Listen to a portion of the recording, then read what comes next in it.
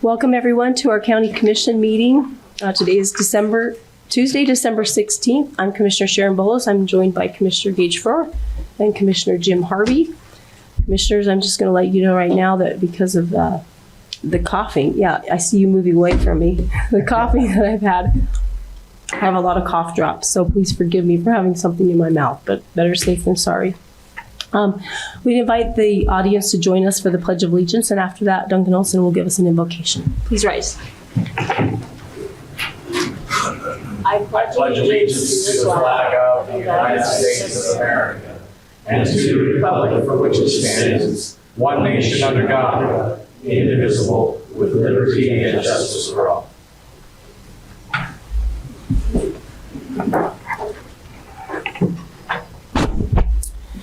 Our dear, kind, and gracious Heavenly Father, we're so grateful for this day. We're grateful for the opportunity that we have to meet together and work on issues with the county. We're grateful for the commissioners and their willingness to serve.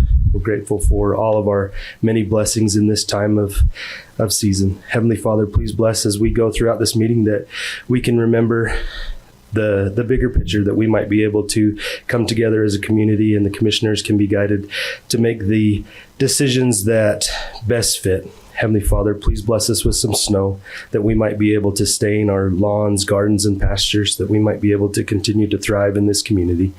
We ask these things in the name of thy Son, Jesus Christ. Amen. Amen.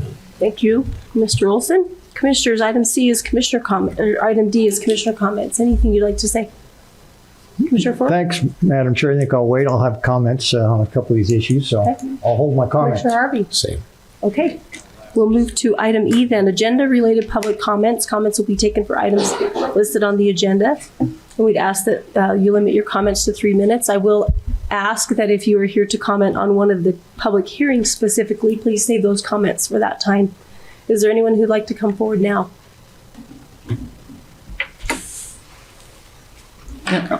Thank you, Commissioners. Jan Fulmer from Eden. First, I would like to give the recorder of this all the comments that have been sent in to you via email. It would help facilitate getting them into the meeting minutes, because I know they won't be read at this meeting. But there are just a couple of comments. I'm sorry to report this, but there was additional information on the amendment to the 2002 Wolf Creek Development Agreement that was provided in a link in the agenda PDF that was sent out by Shelley. It was number 8 under public hearings. Only this information was highly secured, because when you clicked on the link, you had to have facial recognition, a fingerprint, a PIN, or a security key to access the information. This is not Shelley's fault. It was just something that was given to her, and maybe people didn't realize the security that was on it. I know Shelley was out of the office yesterday. I did call late yesterday, and I talked to, I think, Christy. I kind of explained to her what the problem was.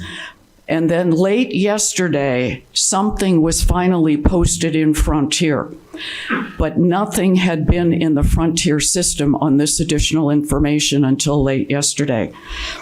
The second thing is under action item number 16, to request the 28 plus acres from AV3 to AV1.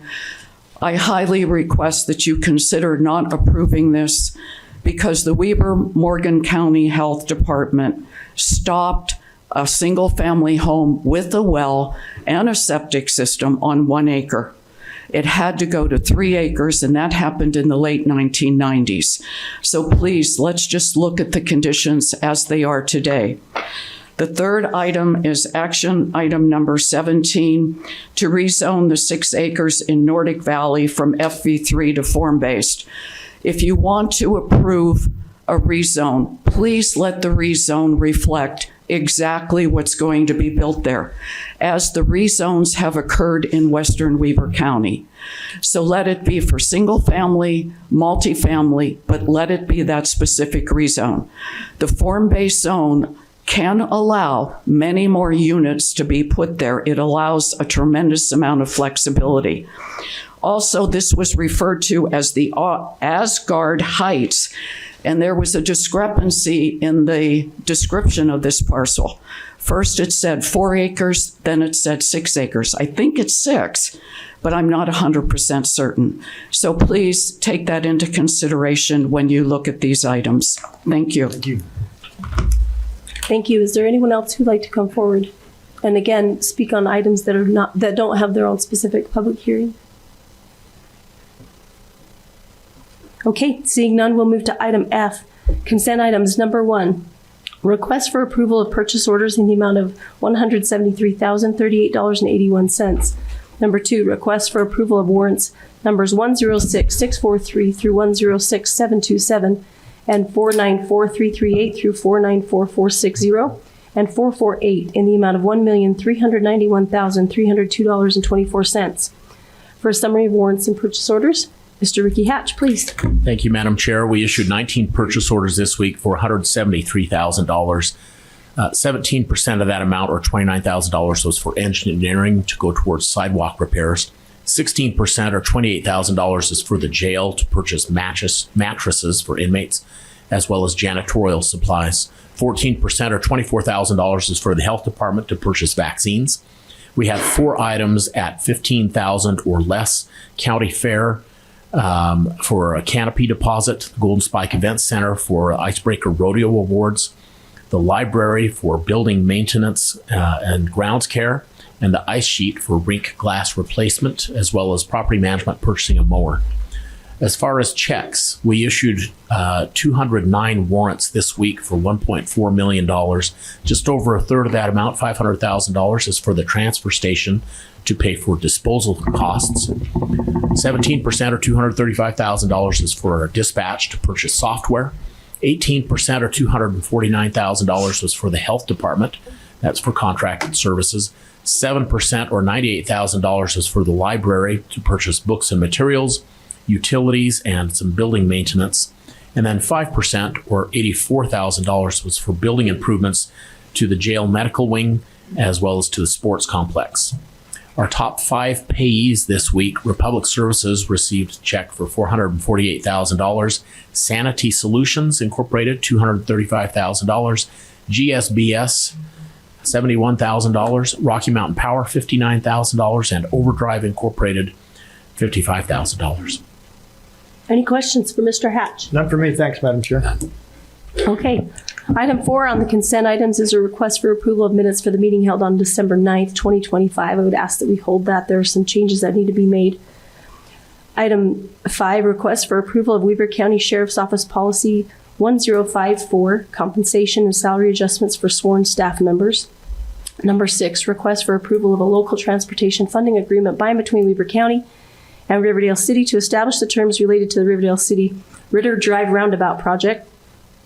Number 7, request for approval of change order number 6 for the 12th Street Phase 4 project. Number 8, request for approval of a planning grant from the State of Utah Water Quality Board, Department of Environmental Quality, Division of Water Quality. Number 9, request from the Weber County Sheriff's Office for approval to renew Live 911 service. Number 10, request for approval of a contract by and between Weber County and Event Lab for the 2026 Muddy Dash to be held at the Golden Spike Event Center. And number 11, request for approval of a real estate purchase contract by and between Weber County and John B. and Laura Parker. Commissioners, if there are no questions, I would entertain a motion. Madam Chair, I'll make a motion that we approve those consent items as read 1 through and including 11, and also hold number 4 as you've previously mentioned. Second. All in favor? Aye. Aye. Aye, the motion carries. Thank you. Item G, action items. Number 1 is a request for approval of Resolution 61-2025 of the County Commissioners of Weber County appointing and reappointing members to the Ramp Tax Advisory Board, the Ramp Tax Arts and Museums Committee, and the Ramp Tax Recreation and Parks Committee. Ms. Shelley Halsey. Good morning. Good morning. Morning. We're doing this a little bit later this year. We had a couple of our board members that were running for office. So we wanted to see how that went because we have to replace them if they win. And that is the case here today for at least one of them. The commission has duly considered all applications as well as the recommendations of the board and determined certain individuals to be well qualified to continue service or begin service on the Weber County Ramp Boards. Scott Smith and Denise Green are hereby appointed to serve a term on the Recreation and Parks Committee. Those appointments will begin today and end on September 30th of 2028. Brett Holmes is hereby reappointed to serve on the Recreation and Parks Committee and the Advisory Board. Dana Gibson is reappointed to serve on the Arts and Museums Committee and the Advisory Board. These appointments will also begin December 13th and end on September 30th of 2028. Liz Morrison is hereby reappointed to serve on the Recreation and Parks Committee and appointed to serve on the Advisory Board. This appointment will begin on December 16th and end on September 30th of 2028. Sylvia Newman and Jordan Brune are each hereby reappointed to serve a term on the Arts and Museums Committee. Those appointments will begin today and end September 30th of 2028. Kevin Burns is hereby reappointed to serve as the chair of the Advisory Board. Corey Green is hereby appointed to serve as the chair of Recreation and Parks Committee. Jim Craig is hereby appointed to serve as the chair of the Arts and Museums Committee. These appointments will begin on December 16th and end on September 30th of 2026. And that's all I have. Any questions? None for me. Okay, I'm ready for Madam Chair, I'll make a motion that we approve those ramp board members as presented by Ms. Hallisey today. That's I'll second resolution 612025. And I'll make that as a form as a resolution, 61-2025. Thank you. Second. And a second. I have a motion and a second. Roll call vote for Resolution 61-2025. Commissioner Harvey? Aye. Commissioner Faur? Aye. Chair Bolos? Aye, the motion carries. Thank you. Madam Chair, point of Yes. privilege. Yes. I think we have some guests from our new Ogden Valley City that I just wanted to recognize. We have the new mayor and some of the folks from the council here, and I just wanted to recognize. Welcome. Thank you, Commissioner Harvey. Glad you're with us. Okay, item 2, request for approval of Resolution 62-2025 of the County Commissioners of Weber County approving a division and establishment of certain voting precincts in accordance with a court order. Lauren Schaefer and Billy Hatch. Hi, good We're morning. double lucky this morning. Billy's going to hand out what the maps look like in case you guys have any questions. But I'm going to get going. So, the Lieutenant Governor's office notified us that we need to make changes to our precincts to be in compliance with the court order issued by Judge Gibson on November 21st, 2025. These changes essentially move us from U.S. House 1, which is Blake Moore, to predominantly U.S. House 2, Celeste Malloy, and the Valley will have portions that are in U.S. House 3 under Mike Kennedy. Due to there being portions of the Valley now being in U.S. House 3, we need to divide 4 precincts, each into 2, and add 2 new precincts, totaling 6 new precincts. The precincts will change as follows. 29CVO2 splits to make 29CVO6. 29CVO5 splits to make 29CVO7 and 08.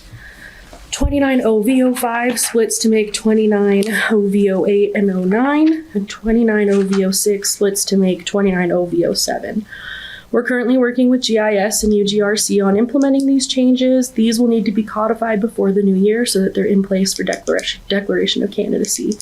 If we have questions about what the maps look like, Billy's happy to work with, or to explain them. These changes don't affect us in terms of work for anything other than our administrative work with these precincts, and there are no significant changes to boundaries outside of the congressional changes. Do you guys have any questions? Any questions? None for me. Just a comment. I just want the public to be, and they probably already are, those who are informed, to be well aware that in our county, these precincts divide not just the county, but also even households, as the line goes right through some houses. And so that'll be interesting, and thank you for figuring that in the future. That's a post or a pre, good luck on that, figuring that out. But there you go.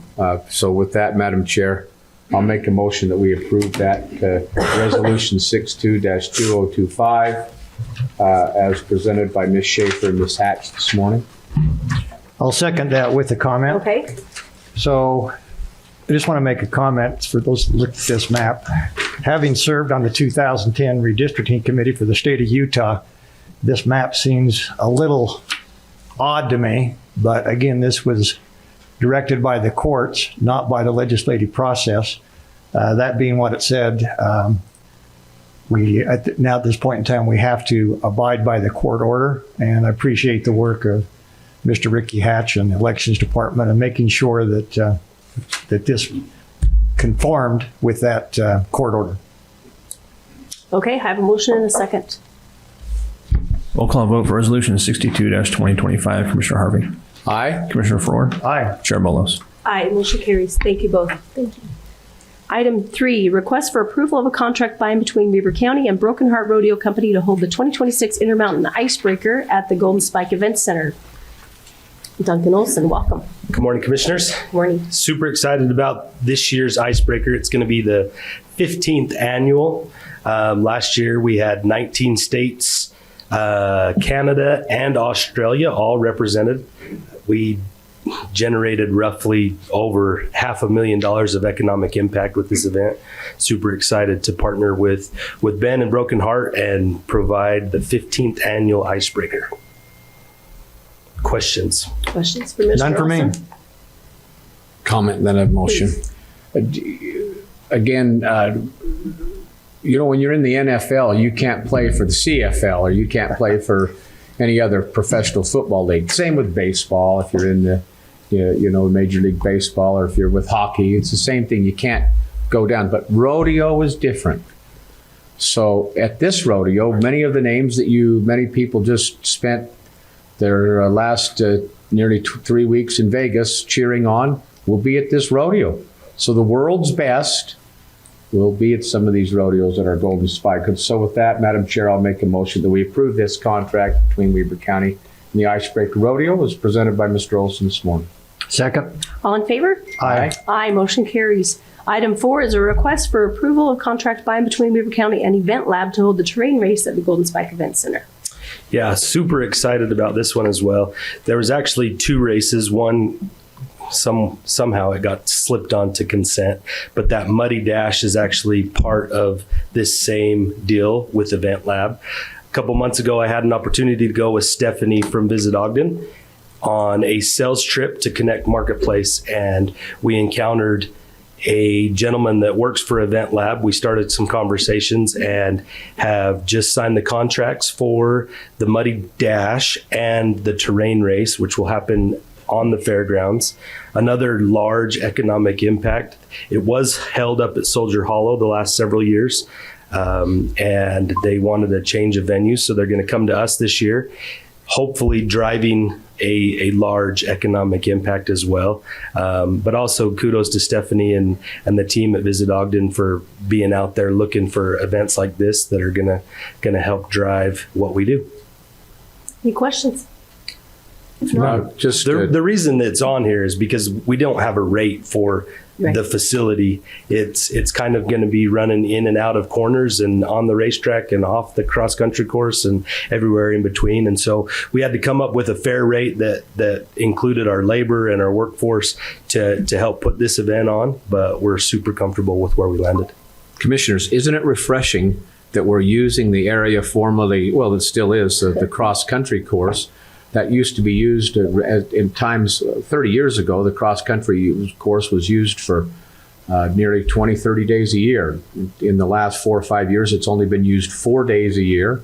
So it's been repurposed so that we can have other events out there which help sustain the Golden Spike Event Center. And just as a reminder, Weber County, the people who have residences in Weber County do not pay their property taxes to sustain our recreational facilities.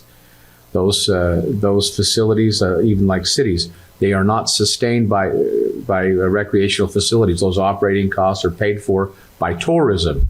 Tourism is such a huge thing for Weber County that it supports our Golden Spike and our ice sheet and our Eccles Conference Center and our gun range and our Upper Valley Parks and on and on and on. We just we do a great job with tourism, and it's refreshing to have those here. So with that, Madam Chair, I'll make a motion that we approve that contract as presented by Mr. Olson today. Second. All in favor? Aye. Aye, motion carries. Thanks, Thank you so Commissioner. much. Number 5 is a request for approval of an interlocal agreement by and between Weber County and Ogden Valley City for special events permitting services. Chris Crockett, and it says Bill Ross, but I don't see Bill here. Bill's back Oh, there you are. He's the great hair back there.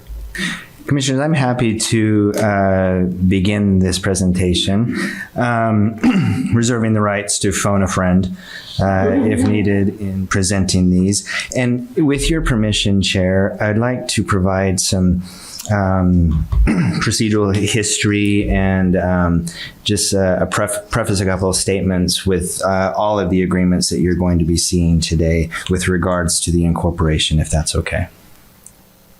That'd be great. Okay. Commissioners, today represents a big step in the process of the incorporation of a new city. It's a great day. This is just one of many steps in the middle, and the process will continue for some time. This process began several years ago with a community-led effort to place this as a ballot initiative on the ballot. It was an organized effort, very well run, well supported, and then it went to a vote. The voters approved it, and once that vote ended to incorporate, there were so many emotions, and everyone was so just wanting to know what happens next. As far as, how does this work? How are the logistics going to happen? What's the transition going to look like? And in doing that, I'm very proud of our county commission in insisting that we follow what the statute says. The statute sets forth exactly what the process is supposed to be. There's a point in time and place where we begin the process of negotiating that transition and setting up the framework. And that is with the election of a new city government, which just recently happened. During that time, we've seen comments from all different sides of the spectrum. Just people generally wanting to know what's going to happen in this area, of what to expect in the future. There have been several approaches to address this early, and one of those, and I'll briefly speak about it because it still is open and pending litigation, but one of the decisions was to sue the county in order to elicit a response. In that complaint, there were allegations of bad faith, various motives on the part of elected officials and county employees. A lot of money, public taxpayer dollars, was spent on litigating this lawsuit. It was also a lot forced interventions, various parties. A lot of emotion came about from this. These agreements that we present to you today are on the opposite side of that spectrum. It has been such a tremendous experience working with the new city officials. It's been very difficult, and what they've been tasked with is really, I can only describe as a Herculean task. For some reason, which I don't fully understand, the legislature has decided that there is such a short transitionary window to set up a city government. 30 days. And so a tremendous amount of work had to go into setting up these interlocal agreements on all sides, representatives from the city and also with county employees, county elected officials. What marks the difference between other approaches, and I'm not trying to dismiss any what people view as important issues. This is an approach. We were approached and have been treated with nothing but what I see as respect and dignity. And within such a short amount of time with both parties, that doesn't mean we agree on everything. You can expect disagreements throughout this process, but when you root it down in basic manners and respect and dignity, it's absolutely amazing what you can come up with. This has been a really rewarding process. What to expect in the future? I anticipate there's going to be amendments. There's going to be, it feels like we just summited the top of a giant mountain. And the only thing that we're going to see, I think we should step back, and depending on, what happens today, I'm not, that's up to you. But step back and just be, wow, this is pretty amazing. We're about to welcome a new sister city into Weber County. And I think we all share the interest in setting this city up in the best position possible to succeed. The work isn't going to stop. We just got to this mountain, top of this mountain, and there's a larger mountain right behind it. It's like, that when you run a marathon and you question your motives, right, at mile 24, but when you cross that line, you feel this like, yes, we just did something.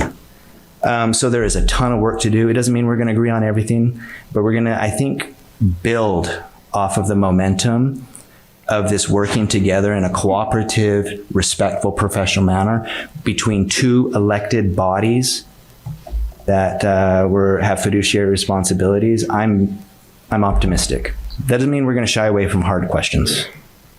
And so with that, we are presenting several interlocals to you to consider as one of the first steps of the process of setting up this new city, which we expect their incorporation to happen within, I think, 11 days. I mean, the deadline to file the paperwork is tomorrow.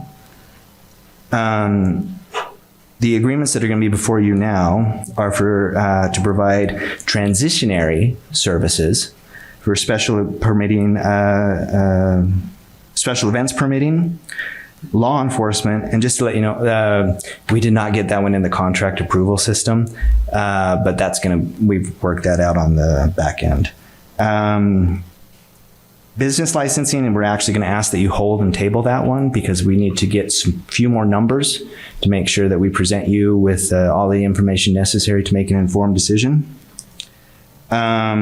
Road services, engineering services, and animal services, we're actually going to ask you to hold that one.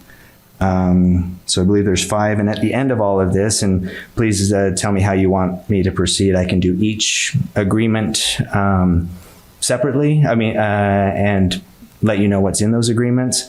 I can do it all in one. I would just ask that for consistency of the minutes, we pass each one separately. And then I'm going to ask you to pass a resolution at the end that covers all of the agreements that you decide to pass. Chris, if you look at your agenda, there's a 10.2, and that's the resolution. Should that be below? Well, we're holding number 11, so I guess it will be okay where that's placed. I don't have that copy in front of me, but I would just insert it at the end as a catch-all to cover all of the interlocals. But you're asking us to hold the animal services one. Animal services and also building inspections and permits. Okay. We need to do a little bit more work before we bring that to you for approval.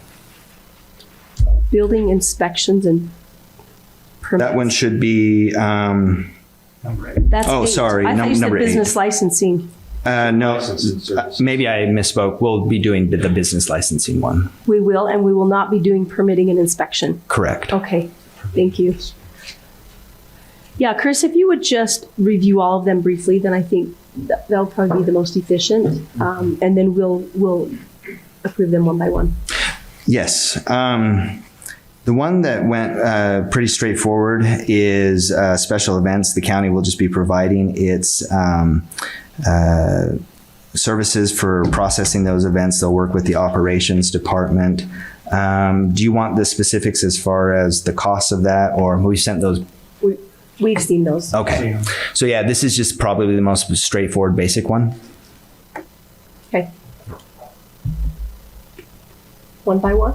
Why don't you go through all of them? Oh, and We'll approve them one by one. okay, I'll go through all of them. And then also, if you want, we also have Bill Ross and other department heads here, but we also have the elected city officials if you would like to hear about, have any questions for them through this. So with the law enforcement services, that is just bringing the new city into the other agreements that our sheriff's office has and providing law enforcement services for other municipalities to get them on the same schedule, same rate. We understand that we're looking at modifying that interlocal agreement in the future for all cities, but this is just to get them as part of that larger group. Similar to Plain City or West Haven or Hooper or Uinta or all the other ones. Correct. Business licensing, that would include all business licensing services, including alcohol, beer, short-term rentals. One key provision we put in there is that any of the city's new requirements that they put forth with regards to like short-term rentals, if they choose to do so, they just have to verify that they're in compliance with city requirements. Roads Division Services, that one is split out actually into a set fee. Anticipate services for 2026 and 2027. That one is going to be set up, or at least the way it's proposed right now, is to be set up into quarterly payments, where we'll invoice according to the terms of the agreement. But that's providing for both summer and winter services. Commissioner, did you have a question? Nope. Okay. Engineering services, just our standard services that we provide for engineering. Our engineer will work with a designated city representative to coordinate the provision of those services. One key thing that I neglected to mention earlier is that all of these agreements are flexible in that they anticipate a transition that gives the city the ability to, and the county at the same time, to modify these agreements as circumstances change. And we're anticipating a transitionary process where the city becomes more self-reliant, and they also have the option to choose to procure other services with other entities if they choose to do so. And also the engineering agreement anticipates the transfer of certain public infrastructure, which happens automatically as by way of law, operation of law. When a city incorporates, for example, roads will automatically transfer to a city just by the way that they're designated under a statute. That's the basic guts of the agreement. Any questions that you have for me specifically? Any questions for Mr. Crockett? No questions. I do have some comments whenever you're ready. So I want to be clear on this. This is a high day for Weber County and the new city, simply because this has been a big work in progress for many. We wouldn't be here today without the help and the attitude of a number of people. I'm going to start with the people, and since the majority of these are actually in my portfolio, I've had quite a bit of discussion with the players involved. But when we sat down with my directors 3 or 4 months ago, we made it clear to those directors, and they agreed, that Weber County is here to be a partner with the new city under terms and conditions that they treat the county with similar partnership. And I want to make sure we give a shout out to Bill Ross, Sean Wilkinson, and the entire directors under Municipal Service. They've done an outstanding job, dedicated literally hours to this process. And just to explain how seriously the county has taken this, Mr. Chris Crockett actually was at work this past Saturday working on some final agreements that he didn't have to do. He didn't have to put that forth. And I can verify that because he actually made a phone call with me a little after 3 p.m. on Saturday. So Chris deserves a huge amount of credit. The other people that deserve credit on this, Mayor Wampler, Don Hickman, were some of the first to meet with me and ask about the process, what they could do. I think I made it very clear to the mayor that Weber County is glad to provide the services. We're also glad not to provide the services if the city wants to go another direction. So by no means, for those that said the city or the county was required to do this, it's very clear in state statute that we do not. We came to this agreement because there was mutual agreement that this would be a future partnership of collaboration. And I appreciate that the mayor and Hickman and a couple other council members came to us with the idea that let's make this work. It was always the idea and intent of the county to make this work. It was never the idea to scuttle it. But I can tell you, at least in my opinion, I think it's pretty factual that if it wouldn't have been for Mayor Wampler, we probably wouldn't be addressing these today.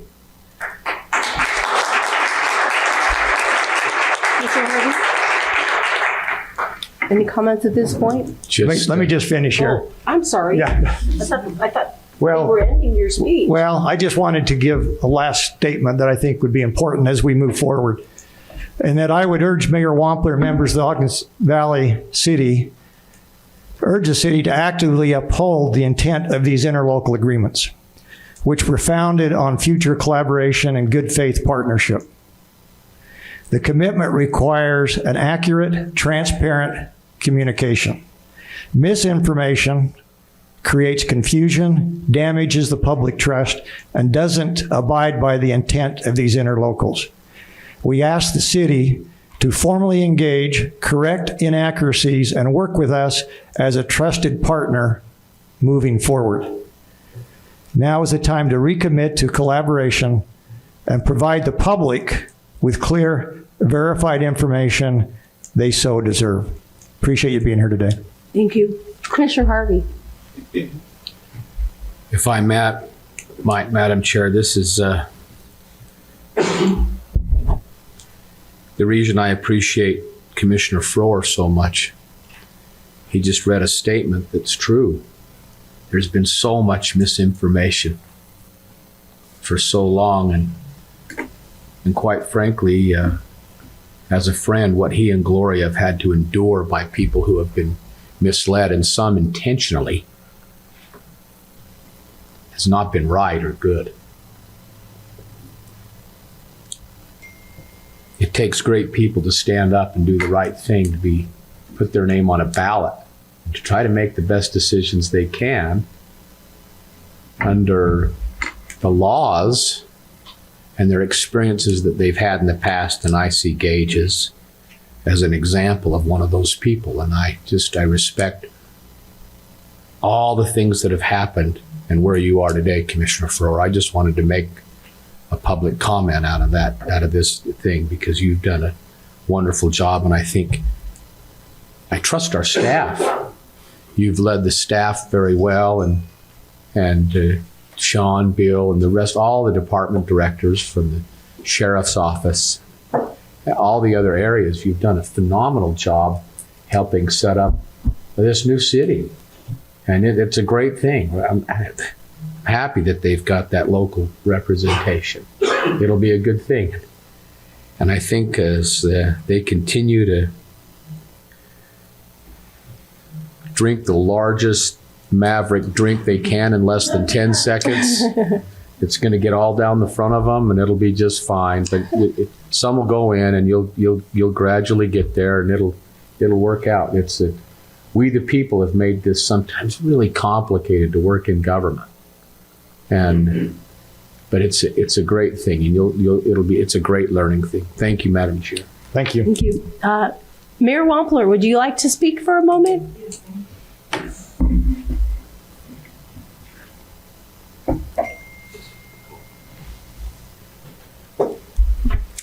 Good afternoon. I'm Janet. It's not afternoon yet. Well, We might get there. yesterday rolled right into today. So I'm sorry. Go ahead. Janet Wampler, Mayor of the new city of Ogden Valley.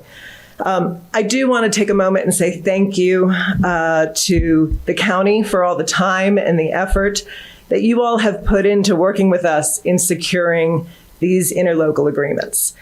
We recognize that you are under no obligation to do so, and yet you have been nothing short of welcoming and a joy to work with. We have a special thanks to all the Weber County staff, especially Sean Wilkinson and team, Chris Crockett, Cortland Erickson as well as our finance team here in the county. They have been incredibly generous with their time. As you mentioned, working over weekends, we're working way into the night, and emails are going back and forth, and they really just have gone above and beyond. And we recognize that and very much appreciate that. So we very much look forward to a successful and a wonderful partnership with our county as we launch our new city. So thank you very, very much. Thank you. And I will just add, I appreciate you, Commissioner, for talking about those in your portfolio because those really were the heavy lifts. As far as my portfolio goes, the animal shelter and the sheriff's office, we have contracts in place for other cities that we were able to just kind of mimic. So it was a lot of work, and I do appreciate Mayor Wampler and the council members and our staff. Thank you so much for working through this. And like Mr. Crockett said, we're just at the beginning. So, all right, we'll go back to number 5 then, and I would look for an approval of interlocal agreement by and between Weber County and Ogden Valley City for special events permitting services. Motion to approve. Second. All in favor? Aye. Aye, motion carries. Number 6, request for approval of an interlocal agreement by and between Weber County and Ogden Valley City for law enforcement services. So moved. Second. All in favor? Aye. Aye. Aye, motion carries. Number 7, request for approval of an interlocal agreement by and between Weber County and Ogden Valley City for business licensing services. Motion to hold. This one we're holding number 8. Hold number 8. Are we holding 7? The one for, I have it as number 7 for business licensing. We're holding business licensing. That's what I Oh, thought. so I'm so sorry. Okay. But we are holding licenses. All right, look for a motion. We're going to approve business Approving business licensing. licenses. Hold the next one. My Thank you. apologies. Okay, thank you. I was listening very closely. Motion to approve 7. Second. All in favor? Aye. Aye. Aye. Number 8, we will hold. Number 9, request for approval of an interlocal agreement by and between Weber County and Ogden Valley City for roads division services. So moved, Madam Chair. Second. All in favor? Aye. Aye. Aye, the motion carries. Item 10, request for approval of an interlocal agreement by and between Weber County and Ogden Valley City for engineering division services and the transfer of public infrastructure. So moved. Second. All in favor? Aye. Aye. Aye. I'm going to skip to 11 just to mention that we are going to hold that. And then I'm going to go back to item 10.2, which was added to the agenda. Chris, will you talk about how we were able to add that? Yes. Cortland emailed me and said, you forgot to do this. So, Does that mean he's right? Cortland's always right. Everybody needs a Cortland in their life to help them.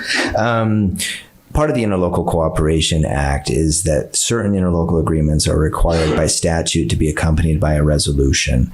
And so this is it's a simple resolution that identifies the interlocal agreements that are being passed today with the ones that doesn't include the ones that have been held, just to satisfy the statutory requirements. It wasn't noticed on the agenda, but given the number of times we put interlocals on the agenda, I felt confident that we were in conformity with the Open and Public Meetings Act to add this to the agenda. Thank you. So item 10.2 is a request for approval of Resolution 63-2025 of the County Commissioners of Weber County adopting the previously approved interlocal agreements with Ogden Valley City. Madam Chair, I move to approve Resolution 63-2025 as presented. Second.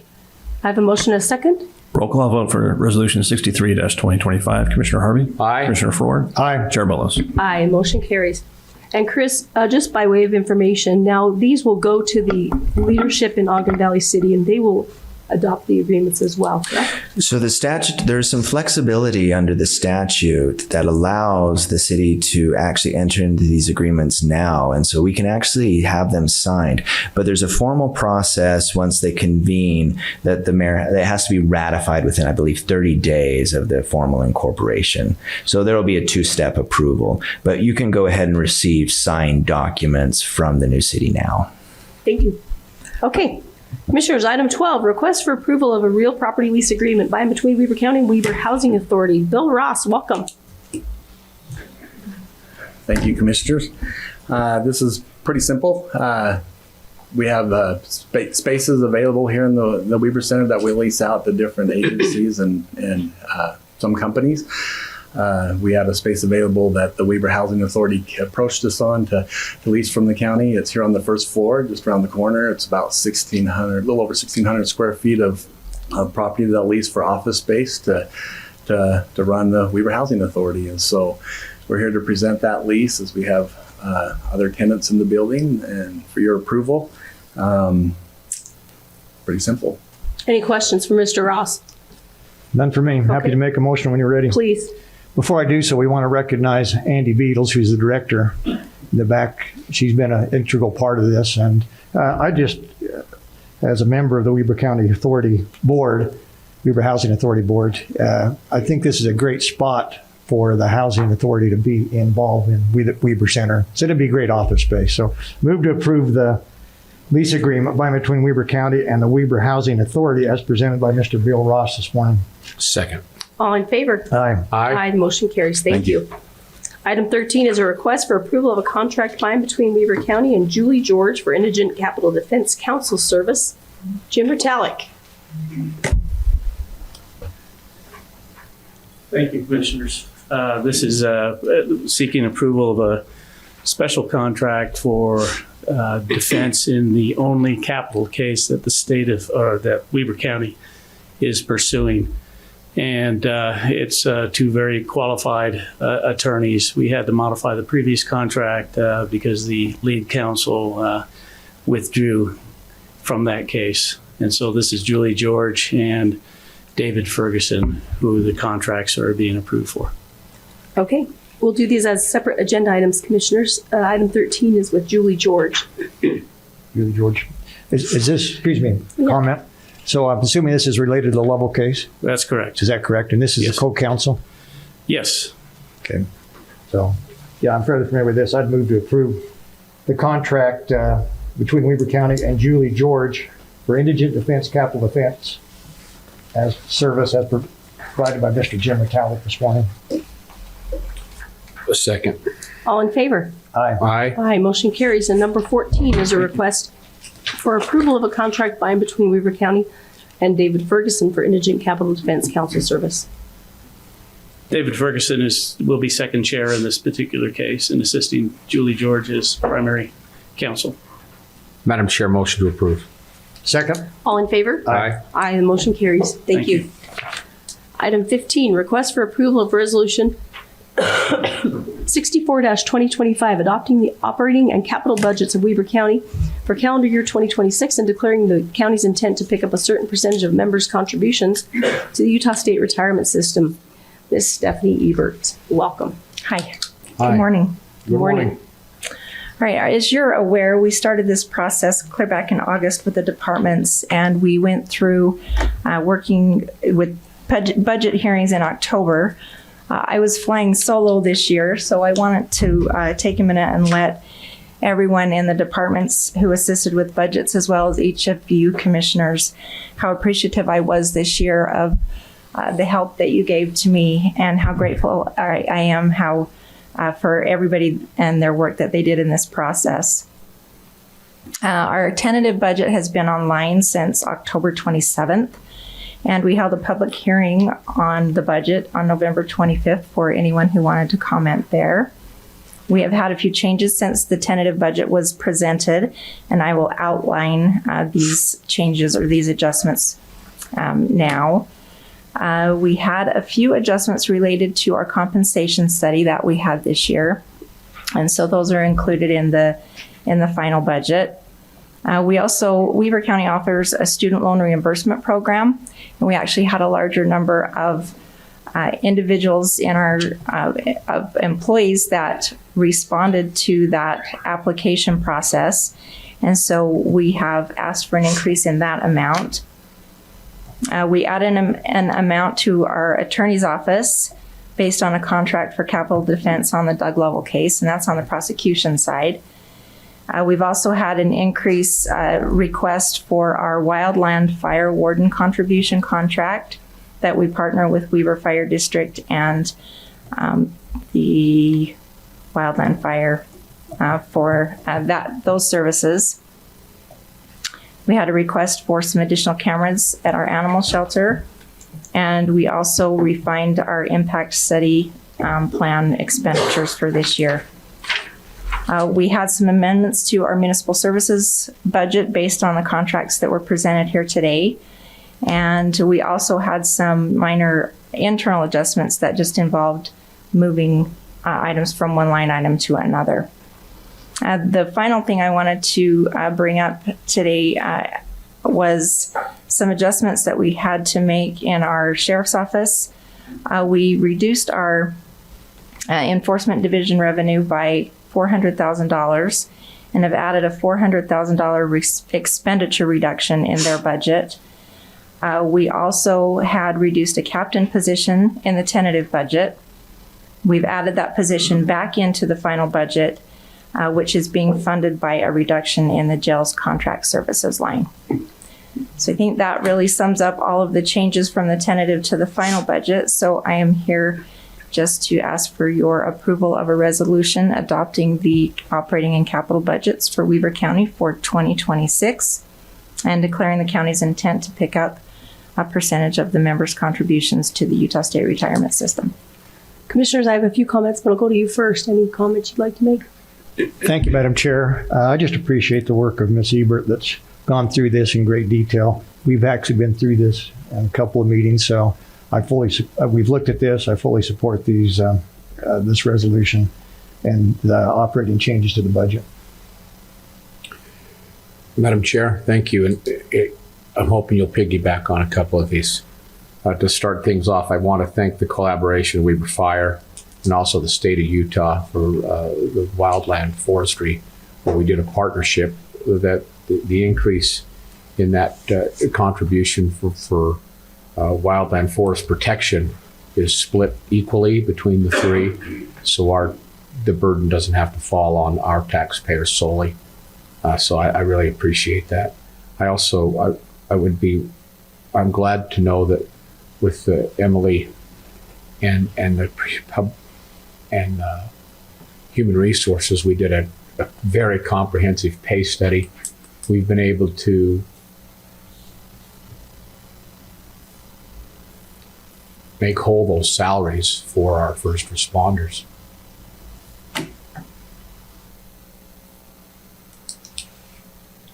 In this budget, and I'm really grateful for that. And I really appreciate, and I don't mean to publicly embarrass you, Stephanie, but I've done it before, so I'll keep doing it.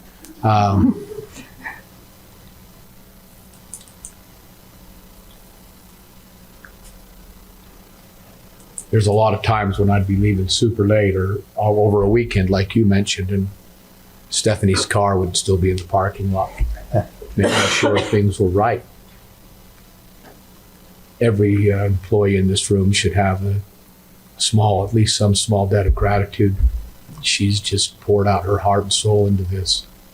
All the while that she became a grandma for the first time, and what that would do, and just I'm so glad that you're here, and appreciate you so much for your love and care for your job and position, that you'd go to this extent to make sure that everything's taken care of.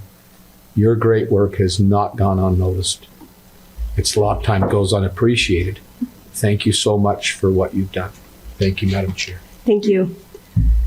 I would echo what both of you said about Stephanie, and I won't embarrass you too much, but I will ask you later what time you went to bed last night. I was going to hold that for not a public place, but this is only my third budget with the county, and I've never seen 11th hour changes like we had. We were in the office yesterday making changes, and that's partly on us, and we wanted to get some things right, and it really is impactful. So thank you, Steph. I really appreciate that. There were a couple of things I wanted to mention. One that the sheriff asked me to mention as we went through this approval. One of their budget requests was for 10 additional deputies for the contract cities. And as commissioners, we decided to eliminate that from their budget request, anticipating that when they are fully staffed and ready and able to fill 10 additional positions to help those contract cities, then we would entertain a mid-year amendment to the budget. That would be a zero impact to the budget because it would be 10 deputies. Their vehicles, their equipment, and all that would be billed directly to the contract cities. There have been requests, not only by the cities, but also by the sheriff himself, looking for better coverage out on those cities. So that is something that we did withdraw from their requests and would entertain at a later time. And the sheriff asked me to mention that because that's important, and I know that that's something they've been working toward for a while. So also, Commissioner Harvey, you mentioned the increases due to the salary compensation study. The total on that, I believe, was $5 million for the county. Sorry to put you on the spot. That's about right. I've done math a lot of different ways in my head. 3.5 million of that went to the sheriff's office. And so we're confident that we've done the right thing. We've followed the direction of our HR director, Emily Wild, who felt very passionate about the compensation and how we should react. I think all three of us last year, when we pledged to do this study, pledged to implement it the way that it was requested. Not included in the study was the upper executives of the county, and our HR director took a look at that. And that resulted in an increase, which we approved a couple of meetings ago with a public hearing, increase of 10 to 13% for the chiefs at the sheriff's office as well. We feel like it's a lot of money, but I think all three of us feel like we've done the right thing. And I will say that early on in this process, the sheriff, we asked the sheriff to come to the table with some. Part of that, I think we're about $400 short. And you mentioned that, Steffi, that we decreased expenses. We aren't sure where yet, but they're committed to help find that through the year. And I think it's been a great partnership. So, Sheriff, thanks to your office for the hard work. And I probably shouldn't tell anybody that you were the ones in our office at the 11th hour, but we're happy to have been there with you and happy for the conversations that we've had and the support that you've given us through this. It's been a long process, and so I appreciate that. So those are the comments I have, Commissioners. I'm ready for a motion. Madam Chair, I would move to approve Resolution 64-2025, adopting the operating and capital budgets of Weber County for calendar year 2026, declaring the county's intent to pick up certain percentages of members' contribution to the Utah State Retirement System. I'd like to make a comment, Please. if I might. So you brought up the sheriff's office. It's great to see our sheriff's department. I think hopefully they understand how much we appreciate them as we've gone through these pay studies and looked at the budget. We can't give you gentlemen and deputies, ladies, enough thanks for what you do for this county and this community. I'd also say that this process started back in October. This was not, when we do these budgets, this was not a quick process. We did sometimes 3 or 4 meetings a week. The public was invited to participate or at least be there for those. And the other departments in this county came together, and basically sometimes in the past, county departments can come in and ask for a little more than they actually need. Because of your direction, Madam Chair, which I appreciate, all these departments came to us with solid conservative budgets, so that allowed us to pass another budget another year without a tax increase, which I think is very critical to what we do as Weber County Commissioners. So I just wanted to make sure that departments, how much we appreciate you looking at the dollars you spend, understanding that our top priority is taxpayer dollars and how we can make sure those are spent in the best, efficient, and effective manners to benefit the entire public, not just a certain group. That was a motion. That was a motion. Second. I have a motion and a second. Roll call vote for Resolution 64-2025. Commissioner Harvey? Aye. Commissioner Farrar? Aye. Chair Bolos? Aye, motion carries. Thanks again, Steph. There is one thing I'd like to add. I don't know if I've said it in a commission meeting. I've said it to a couple different groups I've spoken to, and the question always would be, if you made a $5 million adjustment in salaries countywide, how are you paying that without a tax increase? And this was brought to us initially by Scott Park, and then Stephanie helped work through this with us. And that is that historically the county has transferred money at the end of every year into our capital projects fund. And as commissioners, we chose to prioritize the employees' salaries over that. We'll still be making a transfer, but not as much. And so that's the answer to the question that might be in your minds right now. Good point. Okay, item 16 is a discussion and/or action regarding ordinance 2025-29 and potential development agreement rezoning approximately 28.65 acres of property located at approximately 3767 East, 4100 North in the unincorporated Ogden Valley from the agricultural AV3 zone to the agricultural A1 zone, also known as the Boren rezone. Mr. Charlie Ewert. Thank you, Madam Chair. You guys looked at this in public hearing last week, so no public hearing today, unless you want to hear from the public. You had 4 primary questions that you wanted answered before you made a decision on this item here. One of them was about septic systems or sewer. The other one was about TDRs. The third one was about pathway potential, and the fourth one was about other potential improvements. I shot you all an email late last week, hopefully answering each of these questions. The applicant had asked for just a straight rezone. We had, as staff, recommended to the Planning Commission to deny just a straight rezone, giving the applicant a chance to petition to you guys, not just a straight rezone, but a rezone with a development agreement to make the request a little more in compliance with the Ogden Valley General Plan.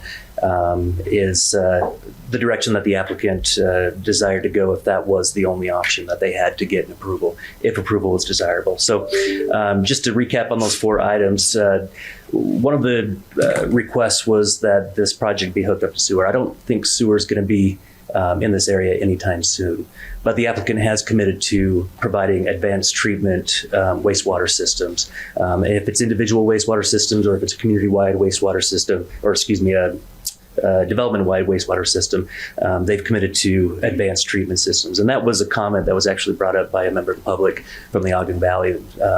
If this does get approved, they really should be looking at not just the traditional septic systems.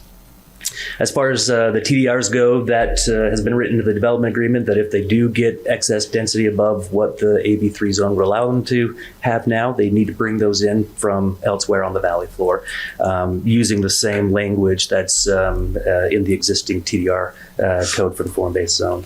As far as pathways go, the development agreement shows that they're going to be responsible for building a pathway in the power line corridor from Highway 162 over to their project. So that'll at least get that paved pathway project started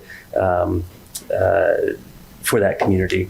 The other thing that can happen with that, they could always work with the city if this does go through and use the same amount of resources that go into building that pathway to build a pathway somewhere else. There was a couple of commenters in the public hearing for the Planning Commission that said east-west pathways are great, but we really need north-south pathways to get people from the north down to the community center. And so that's certainly something the applicant could work with the city on doing.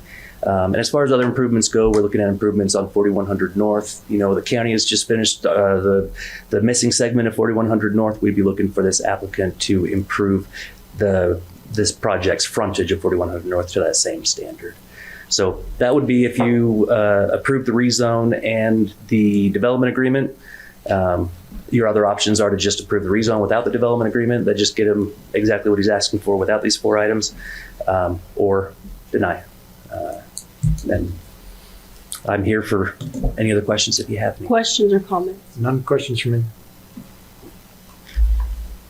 I'm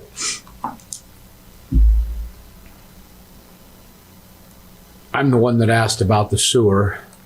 I don't want to negative. I've got the comments from the public hearing last week. I don't want to negatively impact any of the people that are there. But I don't have any issues as long as he's got a advanced treatment wastewater plant there and some of those other things. He'll have to bring TDRs. I don't want any more density on the valley floor. He would have to bring those TDRs in for that. But the other things you talked about in the development agreement would supersede any kind of anything else, correct? Yeah, that's right. There's one comment that was made by members of the public. I can't remember if it was in your hearing or the Planning Commission hearing that said it's illegal to do TDRs without an ordinance that allows TDRs, without a law that allows TDRs. The ordinance that you would be adopting includes the TDR sending and receiving area. So I just have to make sure that this area in the receiving area? It's just adjacent to a village area. What would make it a receiving area would be the ordinance you'd be adopting if you do adopt that ordinance. And that's the part where you showed the circle in the receiving area, right? Yep, that village center. Madam Chair, I'd like to make a motion that we just hold this and let this off to the new city. Motion to table. Motion to table and put it off to the new city. I'm going to second that motion. And again, the reason for that is I think I've made it clear on a number of occasions that to the Planning Commission, a number of others that have asked, that I don't think it within our, even though it's within statute, it's not within what I would call ethical legislative approval to give additional density at this point in time. I've always said I'm in favor, which we've done in the past, of preserving rights so that those landowners at least have some stake that they know that the new city could not take rights away. But I don't feel that it's proper to give additional rights at this point in time. So I'm going to second that motion. I have a motion and a second to table. All in favor? Aye. Aye, the motion carries. Thank you. And then item 17, discussion and/or action on ordinance 2025-30 and development agreement rezoning approximately 6 acres from the FV3 zone to the FB zone in the unincorporated Weber County area known as Nordic Valley. This is also known as the maybe rezone. Thank you, Commissioners. So on this one, similar circumstances, the previous one, applicants asking to rezone to a different zone. They are immediately adjacent to an existing form-based zone right across the street from Nordic Valley. I can't even remember that's Driver Way. There's too many Nordic Valley streets over there. But they're right across the street from the existing form-base. A little bit of confusion about what the form-based zone does and doesn't do. The form-based zone as it applies to this property would only allow single-family residential. You guys made sure that was clear in your last discussion, that if a development agreement is signed and if the rezone is agreed to, that it would only be for single-family residential. Form-based zone only allows small lot residential on this site as well. So a lot of confusion about whether or not multifamily and commercial and mixed use and all that kind of stuff can happen. That's not the case. The form-based zone very clearly stratifies where single-family, multifamily, commercial can go. And that's very well documented in the proposed development agreement. The applicant has also he started out wanting 10 single-family dwelling lots. He's brought that down to 6, as you guys know, with an average size of about an acre apiece. So it's about the same size as most of the lots in the Nordic area, with the exception of a few to the west of this property. So they've got a development agreement that they've agreed to. If you guys are in agreements to that, you've got a rezone ordinance in front of you as well.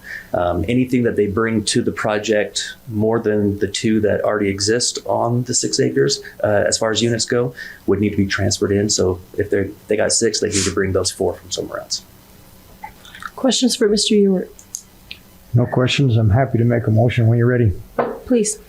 So for similar concerns I addressed in the previous issue, I'm going to move to hold 2025-30, even though I think that's a worthwhile project. There seems to be, and as Charlie mentioned, a lot of confusion on the form-based zone.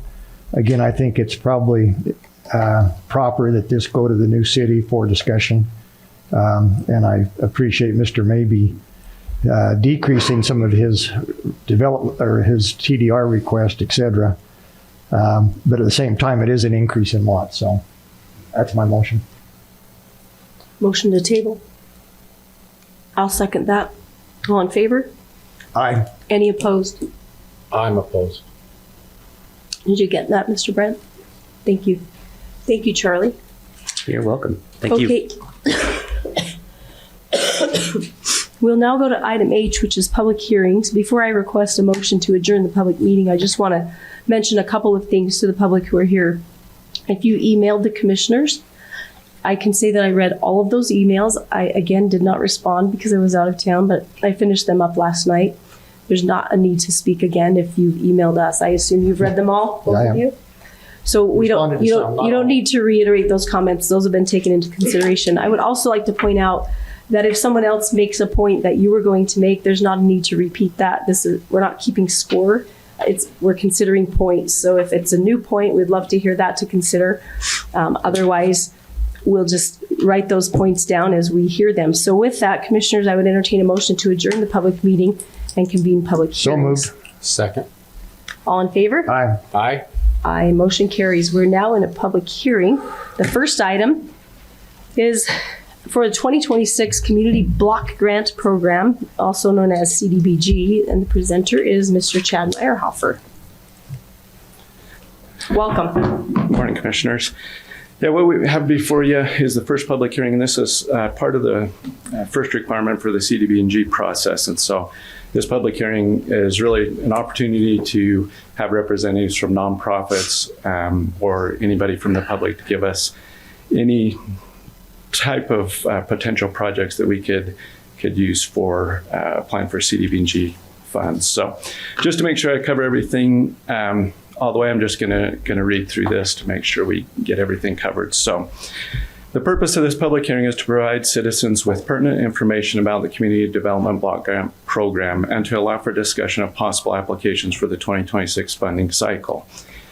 The grant money must be spent on projects benefiting primary low and moderate income persons. The Wasatch Front Regional Council, in which Weber County is a member, is expected to receive approximately $1 million plus or minus in this new program year. All eligible activities that can be accomplished under this program are identified in the CDBG application, policies and procedures manual, and interested persons can review it at any time.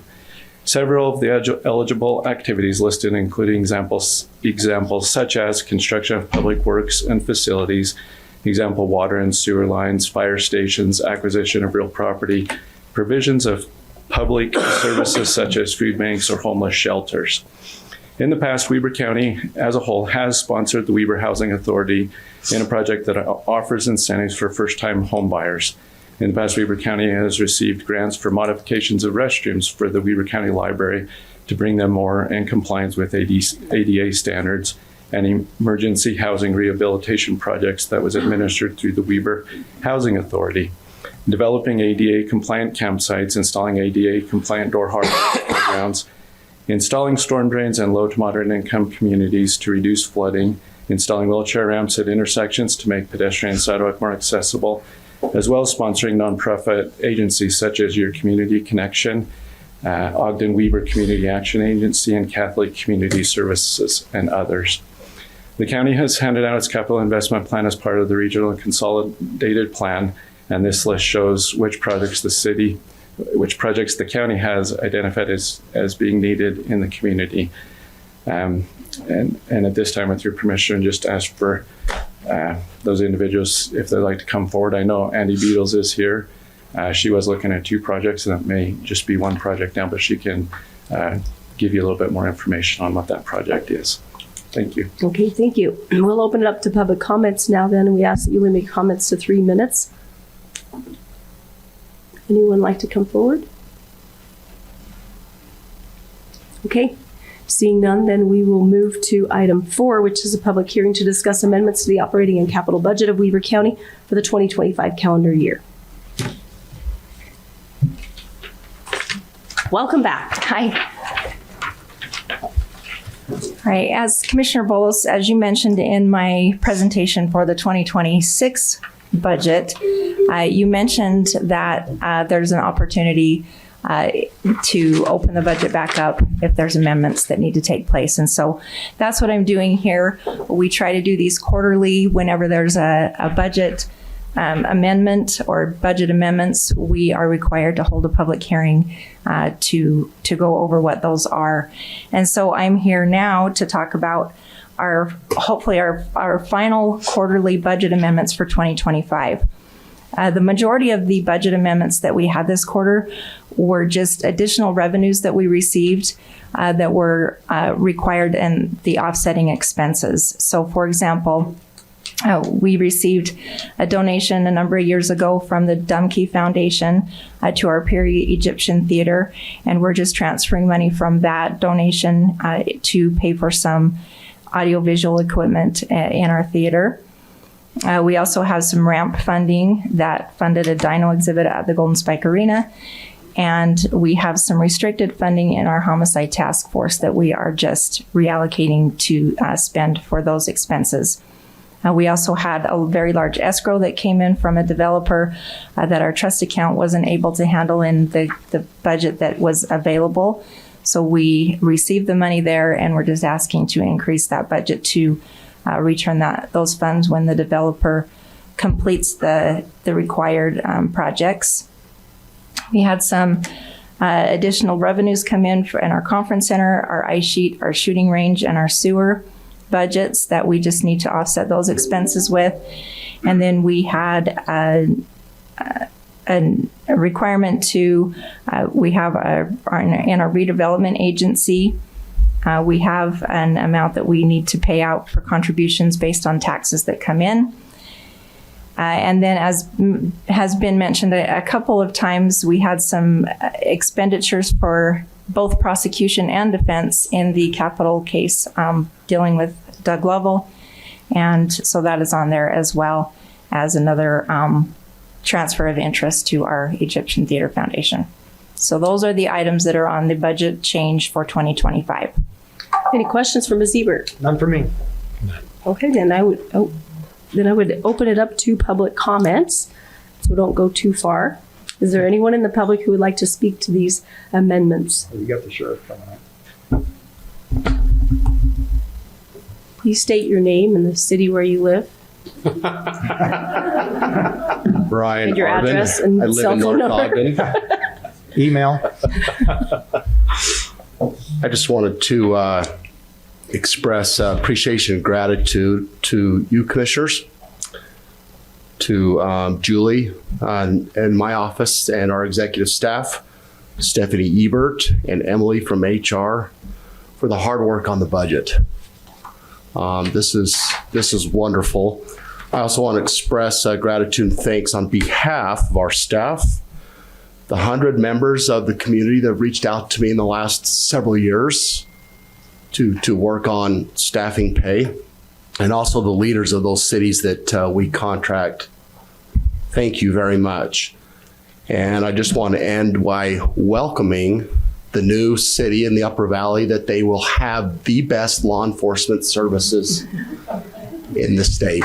Thank you. Thank you, Sheriff.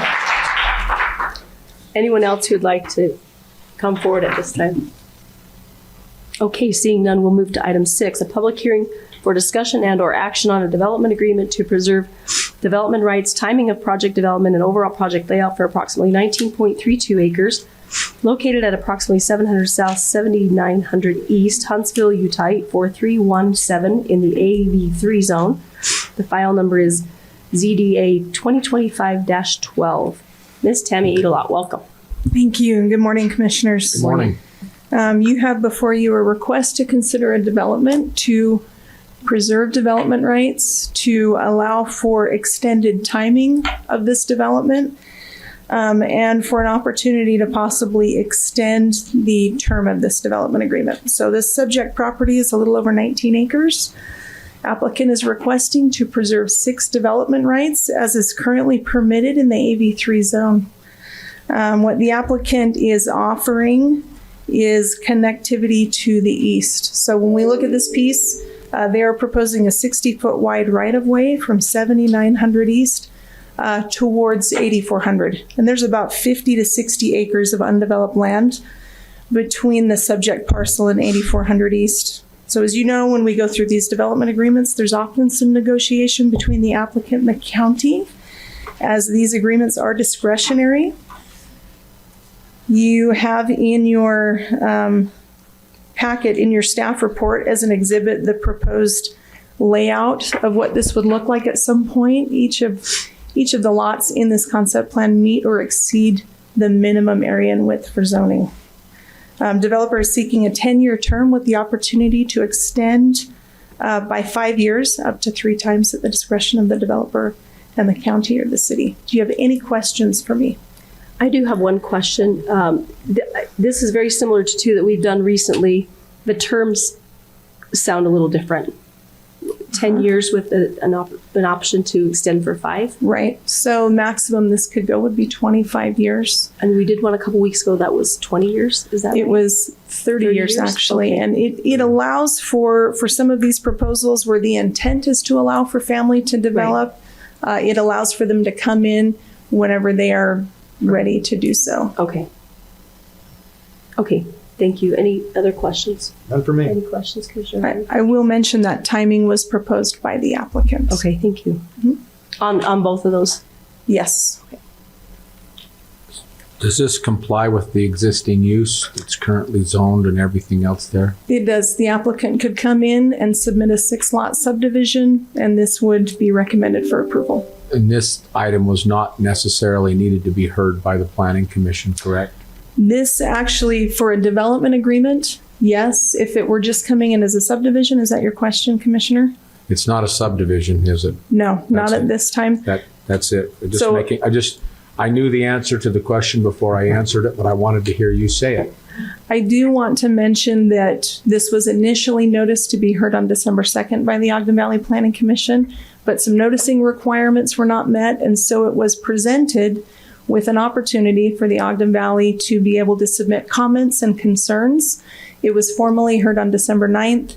The Planning Commission forwarded a positive recommendation with no concerns. I have not received, outside of a couple of questions from the public, I haven't received any concerns with this project.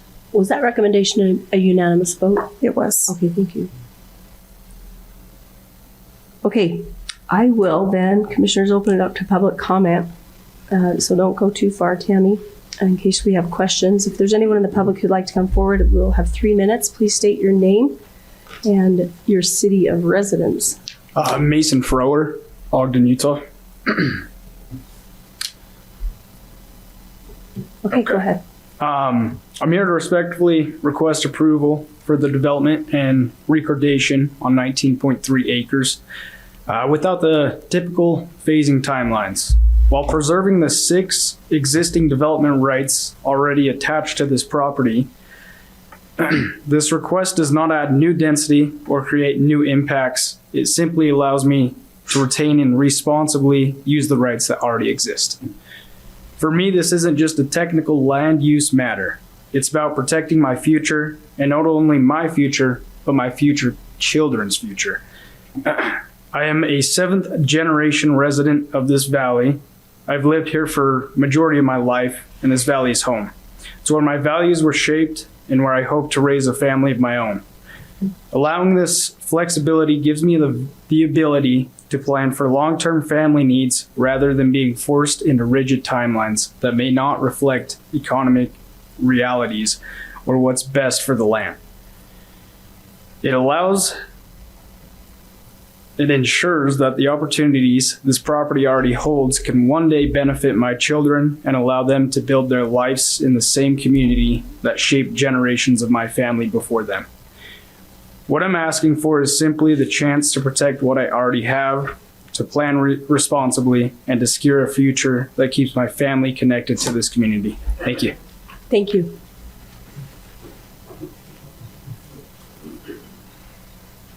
Anyone else who'd like to come forward? Okay, seeing none, we will move to item 8, public hearing for discussion and or action regarding an amendment of the Wolf Creek Development Agreement as it applies to property located at approximately 3301 North Wolf Creek Drive. The amendment is for allowance of a park and ride lot and related uses to serve the Powder Mountain Ski Resort. Mr. Charlie Ewert. Commissioners, thank you again. Just before I forget, I wanted to make sure I made note that the applicant is here and would like to address you guys if you would like to hear it. I also want to make note that in the Planning Commission meeting, I think your memo mentions that the vote to recommend denial of this project was a 5-0 vote. It's my understanding that one of the planning commissioners stepped out at that time, and so it was only a 4-0 vote. So I just want to make sure that was clear in the record. Okay, so this item, you guys each know the project area. It's right over off of Highway 158 as you head up towards Wolf Creek. The applicant is requesting a 610 lot or 610 parking space parking lot, thank you, on that site for park and ride for their resort up at the top of the mountain. The park and ride will be a place that UTA can link up, that their shuttle, mountain shuttles can link up, and where other commuters can park and jump on a bus to get up to the mountain. It will essentially save the space between the park and ride up to the top of the mountain. It'll save a lot of traffic impact on that area. But from my evaluation, from the park and ride down to the Ogden Valley floor, there's probably a negligible effect on traffic. It'll be about the same either way, whether people in cars are driving to the top of the mountain or driving to this location. As I originally was looking at this project, and I told the Planning Commission this, I thought my initial gut reaction was to recommend denial of it, just seeing that it would cause some pretty big impacts to the community. As I went through the general plan, however, I was able to tease out a few suggestions that the general plan has, supporting recreational endeavors in the valley, finding ways to help that economic side, the recreational side of things, support the economic side of the community. And so then it wasn't a question of whether or not it was in compliance with the general plan, it's a question of whether or not the detrimental effects could be managed and mitigated effectively. You do have a subdivision that is right to the west of the property. You've got people who live in that subdivision right now. And I was able to get out there, walk the property, walk the site, and see what they would be able to see from that side of things. And so one of the things that I wanted to make sure we recommended was really robust screening between that neighborhood and the parking lot if the parking lot does get approved. And just as a caveat, we're not approving a parking lot, we are approving their right to obtain a parking lot if that approval does go through today. What that means is that final design, final landscaping, all that is not done yet. Everything that would be in that development agreement and in that approval will just enable them to apply with the city to go through that process. It would entitle them to approval as long as they are able to show the city that they can meet the requirements of the development agreement and the requirements of the land use regulations. As far as mitigation of detrimental effects between that neighborhood to the west and the parking lot, they have proposed at least a 5-foot tall berm. One of the things that I've asked them to add into their development agreement, that berm be situated in a way that if you're standing on the ground in the backyard of those houses, you cannot see the parking lot behind that berm. A 5 feet's not super tall berm. I'm 6 feet, so I should be able to see over that. However, the way that the property slopes towards Highway 158, I think with a little bit of grade change and reduction in elevation on the parking lot surface, that they could probably hide the whole thing behind a berm, if not behind the berm with a little wall or a little bit of trees. So landscaping and screening is going to be very important. They've also, so they volunteered to do that at our request. They've also volunteered to make sure that berm wraps around the property so it creates intermittent views from Highway 158 of the parking lot, not just a straight view of asphalt in the parking lot. One of the great things about the current code, unless the city changes the rules, is that the current code requires a lot of trees to go into parking lots. So in the middle of the summer times when the parking lot's probably mostly empty, they are still going to be required to have a tree canopy of some sort in that parking lot area. That's not easy for a resort to do because a lot of times they want a big wide open space to push snow around. But they've agreed to following those standard rules that we have in place right now. Another thing that they've offered is a paved pathway. One of the challenges that they're going to have with that paved pathway, so the paved pathway that they're talking about is along Wolf Creek, or at least close to parallel to Wolf Creek. One of the challenges is they don't have acquisition of all the private property that would be necessary to make that, nor do they know that they're going to get that acquisition from those landowners. And so they have committed to the development agreement to working with the city and affected stakeholders, including those landowners, to try and acquire either a right-of-way or easement to put that paved pathway next to Wolf Creek. If they can't get it, then they'd be relieved from that responsibility. But if they can, in cooperation with the city, get it from those landowners, they'd be responsible for installing that pathway. And we're asking for a 10-foot wide paved pathway. And that pathway would extend from Highway 162 up to the power line corridor that I talked about in the last item we discussed. Long-term ideal would be that east-west power line corridor paved multi-use pathway would would be constructed by the community and by other developers in the future that this one would then extend to. Further long-term would be that Wolf Creek pathway continue up along the Wolf Creek to make a good connection up to 4100 North, where the county just installed a brand new pathway up there, and where we know that the bridges and the exchange and Eagle Landing, Eagle Crest, thank you, where they're all putting in pathways to try and create an interconnected network of community pathways in the valley. I thought that was really important, a really important give that the applicant was offering. As far as my recommendation for approval to the Planning Commission and to you guys, it's right on the line. It's not a slam dunk deal, but I do think that there are some betterments that this developer can bring to the community as long as the detriments of this parking lot are adequately compensated for. They've also offered the back portion of their property as a public park and recreation area for the community to use as a mountain bike track, and they'll be bringing a pathway from the Wolf Creek, from the east western side of the property through their property to connect to Highway 158. So that'll give you just a little bit more connectivity in that area as well. 610 units, they brought 610 parking spaces. They brought that down from 800. They listened to what the Planning Commission's concerns were and what a lot of the concerns of the public were. They reworked the proposed development agreement to try and address a lot of those items. It's hard to address the concerns that say we just don't want this, but where there was impacts that were discussed by the community residents, they wanted to make sure that they were sensitive to those things. So what's that number again, Charlie? How many parking spaces? 610. Yep, in the development agreement. So brought down from 800.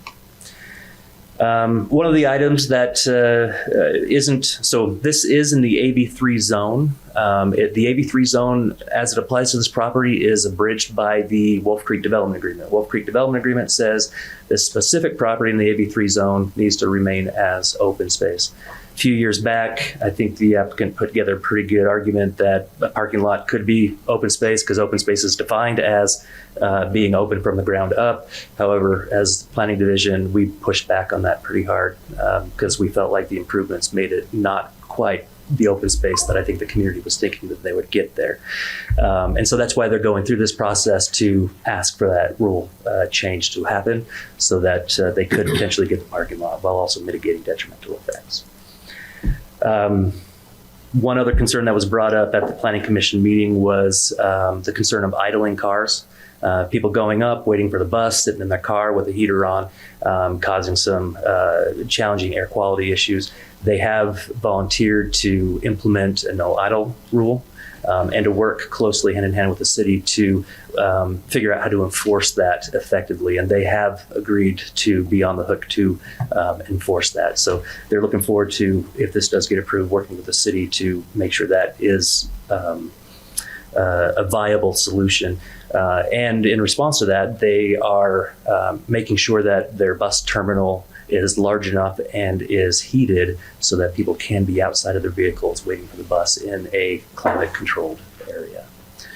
So I've heard we had a lot of responses to the Planning Commission, a lot of emails to the Planning Commission requesting for this to be denied. We had a number that were in favor, and you guys have, and I have received over the last week a number more in favor and a couple against. Quite a few more in favor, actually, and a couple against. I was also contacted by some folks at the WFRC yesterday asking what manner they could support good transportation connectivity in the valley and for the Wasatch Front. I think it's no secret that we would all prefer, to some degree, for a park and ride to be located on the Wasatch Front, below the canyon, whether that's in Mountain Green or at the mouth of Weaver Canyon or at the mouth of Ogden Canyon. It'd be great to see it there.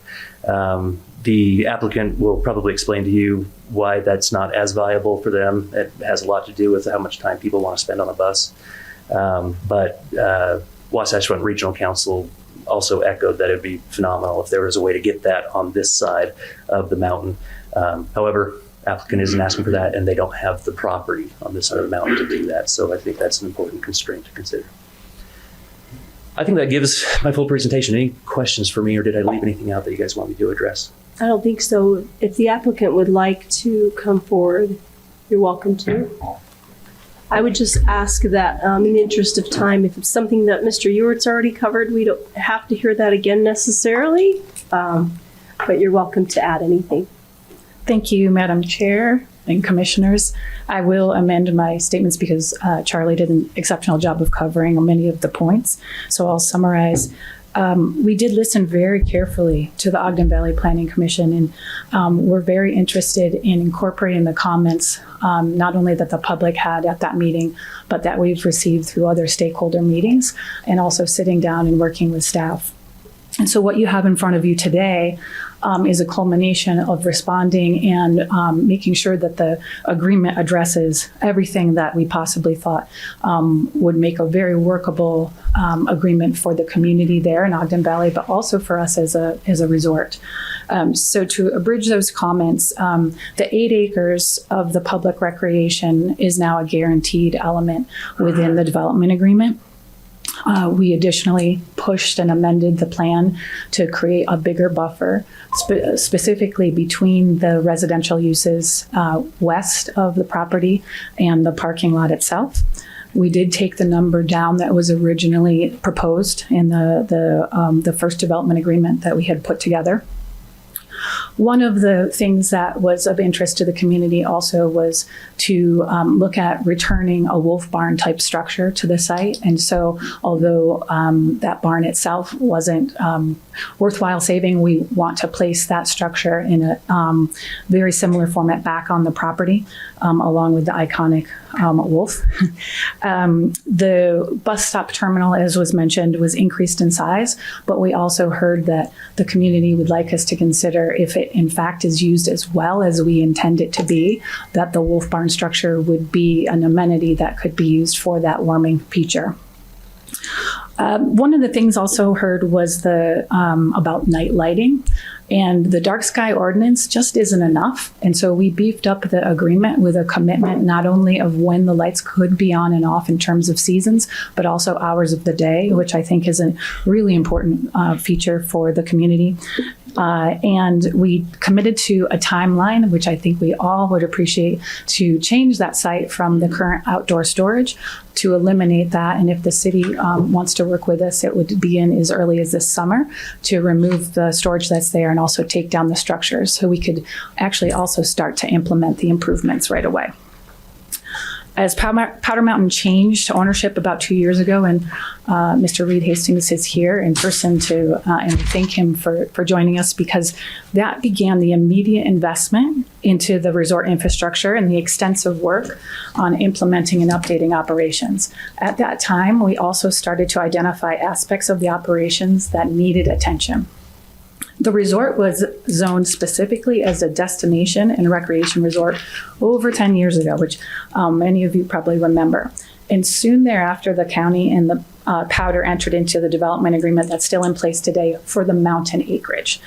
So the intention of that agreement and all of that planning was to take this beautiful, massive acreage of 5,000 plus acres, and it has aging and underbuilt infrastructure, and take that into a renowned alpine destination that provides exceptional experiences for both locals and our destination guests alike. Part of that solution for keeping the resort operationally successful is to grow our visitor numbers. And that's also to keep the resort public. Having park and ride with an enjoyable and easy trip up and down the mountain for employees and resort guests will reduce the number of vehicle miles on SR 158 and the key location that captures riders before they get to the canyon, where studies of other resorts surely show that it encourages ridership. Charlie has addressed slightly one of the benefits of the Ogden Valley is that there's actually multiple ways to enter into the valley from outside access points. You don't just have one or two, you actually have 3. and in the summer 4, in multiple ways to traverse the valley to get to the base of the mountain. That's both a benefit and in terms of dispersion of and putting vehicles on to multiple roads, but it's also a challenge from a UDOT or a UTA transit. And that's why this location is actually key. The transit stop, park and ride also is consistent with, as you heard, but to actually Chapter 6 regarding transit and some of the recreational opportunities that the Ogden Valley General Plan and the recreational portion call out. And lastly, on timing. Although the timing of this request for an amended development agreement happens to align with the change in governance for the Wolf Barn parcel, the leadership and governmental oversight for the mountain lands, which is the 5,000 plus acres, are still located within Weber County. This project is projected to bring over $179 million in total projected revenue by 2049. And this is in tax revenue, tourism tax, and impact fees, which is important as we're listening to budgeting season.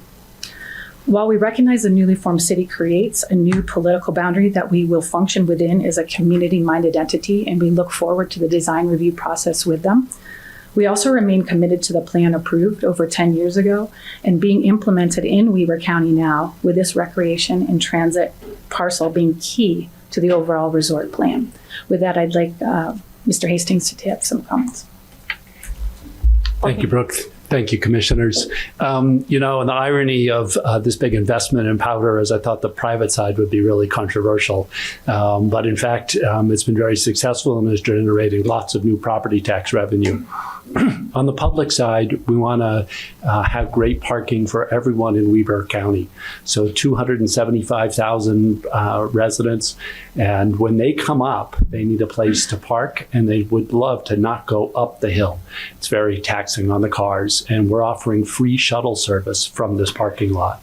So it's really a great benefit to all the people who ski from all of Weber County. Understand there's some tensions, in the neighborhood. That's natural. We're committed to working with all the neighbors. We want, to be a great partner, both for the city and for all the citizens there too. We talked about the berms, the other things.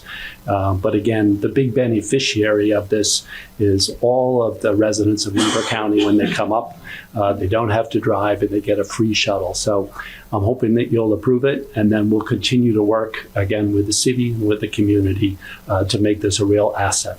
Thank you very much. Thank you. Sans, Mr. Hastings, thank you. Okay, before I go to public comment, just a reminder, if you've emailed us, we've read those comments, and also just a little definition that might be helpful. If we hear multiple comments, either for or against, that equates to public clamor, and what we should be considering is points. So if someone mentions your point, you don't need to come up and reiterate that. So with that, I'll open this up to public comments. Again, limit your comments to 3 minutes, and please, when you come to the mic, state your name and the city where you reside.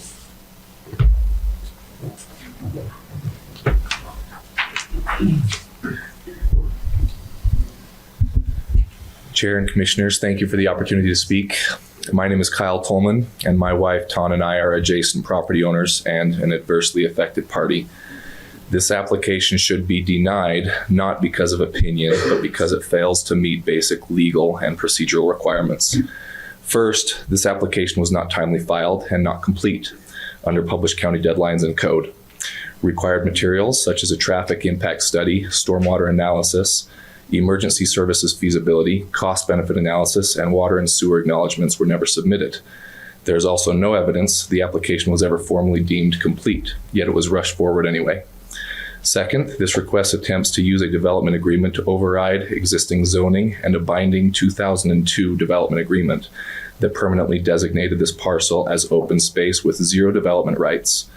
The applicant already received the benefit of that agreement by transferring development rights elsewhere. This proposal violates those covenants and fundamentally conflicts with the Ogden Valley General Plan. Finally, the proposal seeks to vest a 610 stall commercial parking lot and transit hub, a prohibited use in AB3 zoning, without evidence of need, without required studies, and without mitigation for traffic, wetlands, noise, or impacts to neighboring properties. To put the scale in perspective, This parking lot would be larger than the entire parking area of the Ogden Home Depot, yet it is proposed next to existing homes and land designated as open space. The general plan is also clear. Park and ride facilities are intended to be located outside the Ogden Valley and not within it. Approving this application would directly contradict that guidance. Approving an incomplete application that violates binding agreements and the general plan would be arbitrary and capricious. We respectfully ask you to follow the law, uphold the general plan, and deny this application consistent with the Planning Commission's recommendation. Thank you. Thank you, Mr. Tolman.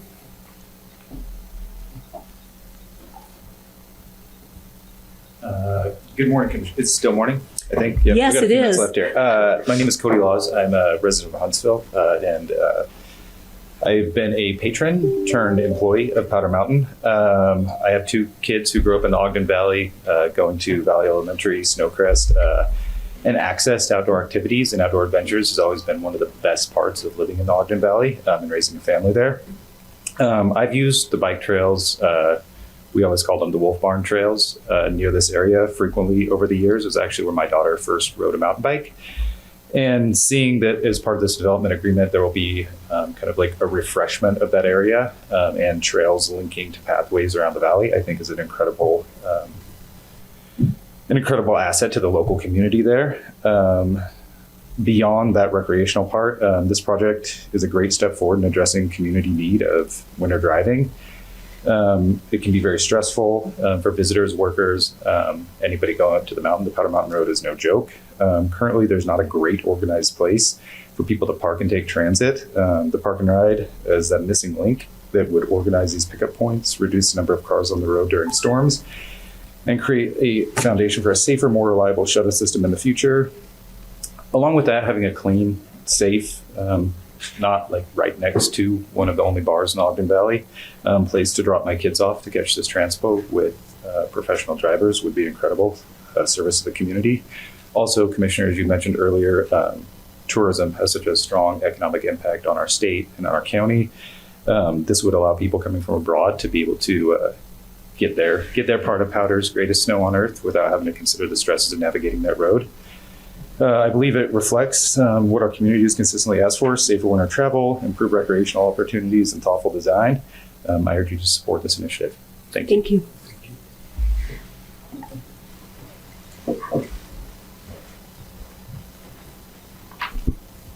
My name is Ryan Crabtree, and I live at 3235 North, 4975 East, directly adjacent to the proposed park and ride. Before addressing the substance of this item, I want to briefly address process. This application has moved forward in an unusually rushed manner, and the county failed to follow public notice code, some of which has been corrected, as well as its own public notice policies. The Red Line Development Agreement the public is being asked to rely upon, which was uploaded to Frontier late yesterday afternoon for a meeting with public comment scheduled at 10 a.m. today, providing less than 24 hours for review, does not afford a reasonable opportunity for public understanding and meaningful participation. In addition, written public comment is required to be submitted 24 hours in advance of this meeting. As a result, affected parties who attempted to comply with that requirement were unable to review the governing documents before submitting their comment. Those comments that you've read, they haven't actually seen the changed redlined agreements. Taken together, this process has been unreasonably compressed and procedurally deficient. The development agreement itself continues to read as a draft document and does not appear legally ready for approval. Turning to substance, the Ogden Valley Planning Commission issued a unanimous negative recommendation based on 7 specific findings. The key issue before you today is that the revisions made to the development agreement do not directly respond to those findings. Under Utah law governing development agreements, a Utah county may enter into such an agreement, but it may not use a development agreement to authorize the development that is inconsistent with existing land use regulations unless it undergoes the same level of legislative analysis required to amend those regulations. That distinction matters here because this agreement is not being used to authorize a land use the Planning Commission found to be incompatible with the AV3 zoning and inconsistent with the Ogden Valley General Plan. When a development agreement functions in this manner, it must be evaluated with the same rigor as a rezone. including clear consistency with the general plan and explicit evidence-based findings that justify the change. That analysis must be supported by completed studies, included traffic and access impacts, utility and service capacity, environmental and wetlands review, stormwater and drainage analysis, the site design, and buffering effectiveness. Those studies are required before approval and not deferred until after. While some language has been revised in the proposed development agreement, those edits do not resolve the fundamental land use conflicts that form the basis of the Planning Commission's unanimous recommendation. If the Commission chooses to move forward despite that recommendation, it must do so on a legally adequate record that directly addresses each of those 7 findings. At this point, that record doesn't exist. For this reason, I respectfully provide a negative recommendation consistent with the Ogden Valley Planning Commission. Thank you for that. Next. Please remember to state your name and location. I'm Lee Dean. I'm a resident of Ogden City in Weber County. I am here today speaking. Hold on, Lee, just a second. I don't know how to use these. It's okay. Okay, go ahead. Good. Okay. Speaking as the immediate past chair and on behalf of the Ogden Weber Chamber of Commerce. The Chamber supports the proposed Wolf Barn Park and Ride project because it addresses a real and growing challenge in Ogden Valley. How to safely and responsibly manage access to Powder Mountain while protecting residents, visitors, and the canyon itself. We see this project as a solution for safety, access, and smart transportation to the resort. A park and ride will reduce private vehicle traffic on steep, icy roads, improve emergency access, and lower congestion during peak winter and event periods. It creates a safer experience for everyone, residents, visitors, suppliers, employees, and first responders alike. The project also supports continued public access to Powder Mountain by providing a centralized shared transportation solution. The mountain remains usable and welcoming to the community. From a regional perspective, this project supports tourism, local businesses, workforce attraction, and long-term preparation for major events such as our 2034 Winter Olympics. It aligns with the kind of low-impact infrastructure that strengthens our outdoor economy while respecting the character of the valley. We understand concerns about growth and change, and we believe this project represents a practical, balanced step forward, one that manages impacts rather than ignoring them. For these reasons, the Ogden Weber Chamber of Commerce supports the Wolf Barn Park and Ride project and encourages its thoughtful advancements. Thank you for your consideration. Thank you. Welcome. Hello, my name is Elizabeth Gillette. I am a resident of Weber County and I live here in Ogden. I am also an employee at Powder Mountain and I'm here in support of the project. I want to speak to it both personally and professionally. To start with, personally, I'm an avid skier. I'm up in the mountains or on the mountain generally 3 times a week with my family, which involves a lot of driving time on some pretty scary roads, particularly at Powder Mountain. The impact that this project would have on my personal safety, my family's safety, and my community's safety cannot be overstated. That is a very dangerous road, and even with fully equipped vehicles, there are incidents all the time. I've unfortunately been a bit too close to some people who have had some very close calls on that road. So handing that over to professional drivers with fully equipped vehicles would be a significant benefit in my life at least 3 times a week.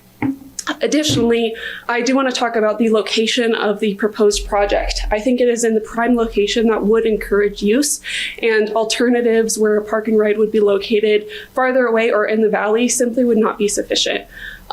If anyone here has skied, you know the difference between sitting in a bus with boots on for 45 minutes versus a 15-minute ride up the road is significant. When I first moved to Ogden, I lived right across the street from the 12th Street parking lot where there was an opportunity to ride the UTA bus. That did not end up being practical. We didn't end up using it very much because if there was ever traffic in the canyon or any delays, you're stuck on a bus for an hour to an hour and a half rather than in your own car with your music, with your snacks, whatever else you need. I would use this park and ride where it is proposed. I personally would not use one in a different location. I do think it's critical. Finally, speaking from the perspective of Powder, Powder has made it very clear that we do want to keep the resort public for forever. And while that is an excellent commitment and it is very important, there are additional, we need additional support in order to make that a great experience from the public side. Currently, from the public side, there's just not a great parking situation up on the mountain and it provides a lot of difficulty. allowing for a project like this would allow the public to be able to access Powder Mountain in an enjoyable manner rather than getting up there, there's no parking, you come back down, you may just give up on your ski day. If we actually want the public to be able to enjoy Powder Mountain, a project like this would allow it to happen. So because I believe that this project would significantly improve the safety of residents driving up the mountain, because I do think that this is the correct location to improve usage without increasing traffic congestion, and because this is just the right thing to do for Powder and the public long term, I would urge your support of this initiative. Thank you. Thank you. Next. Hi, good morning. My name is Kyle Martin. I live in the Wolf Creek area of Eden, just about a 10-minute walk to what we're talking about. I'm the Chief People and Technology Officer for Powder. So I also focus on community engagement. So I appreciated today how much conversation was about the people here in the government and how much focus is on the experience of the team within the government. And I just say I wake up every day thinking about the people of our company. We've added a couple of hundred jobs to Powder over the last couple of years. And I also focus on community engagement, which just means I partner with nonprofits in the area and other community leaders to make sure we're being good partners and add positive impact to what we're doing in the Valley. I support what we're doing really for three main reasons, and I won't overcomplicate this. It's really just because I grew up in a rural area of Texas, and I spent about 20 years there, and then about 20 years in Colorado, and I walked into the Valley about 2 years ago and thought this was a beautiful combination of the things I loved about those two states. And so I also love the feeling and the experience of being in the Valley and living in the Valley and calling it home. And it's important to me that I believe in what we're doing as a company to balance progress with intention and making sure that we're doing what we can to listen to the community and build things that both add infrastructure for our team and the county visitors, but also do it in a way that keeps that feeling that we all love about the Valley. So that's super important to me and why I'm here today. Also, like I said, we added a couple hundred positions to the company, and it's important to me that our employees feel safe. They feel like they have a place to park and come to work every single day. This adds that value and that infrastructure that is needed. And then the third one is just is safety, which has been talked about a bunch. I live just base at the bottom of Powder Mountain, and I see that road up and down every single day. I can speak firsthand. I walk to work that safety for drivers, safety for residents in the area will be enhanced by having this project there. So thank you for the consideration. I live right at the base. I work for Powder. I support what we're doing, and I encourage you to support what we're doing as well. So thank you for your time. I appreciate it. Thank you.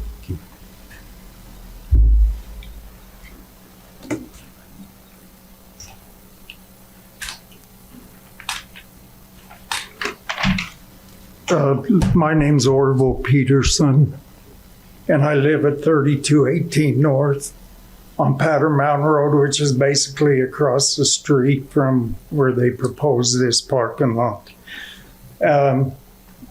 So I have to basically put up with all the traffic that goes up and down that road constantly all day long.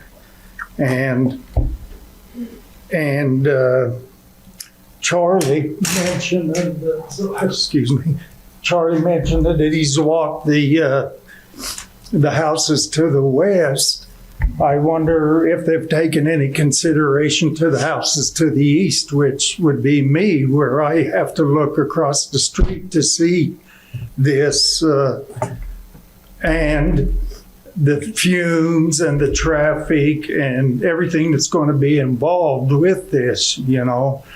It seems like all this just goes on, and for 50 years living there, what I've seen change in the area. So I'm totally against it, and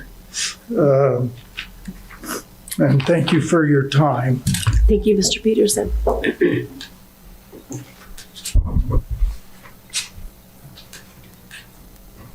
Good morning, Commissioners. My name is Sarah Tolver. I live in Eden, but I'm here representing Visit Ogden, the destination marketing and management organization for Weber County.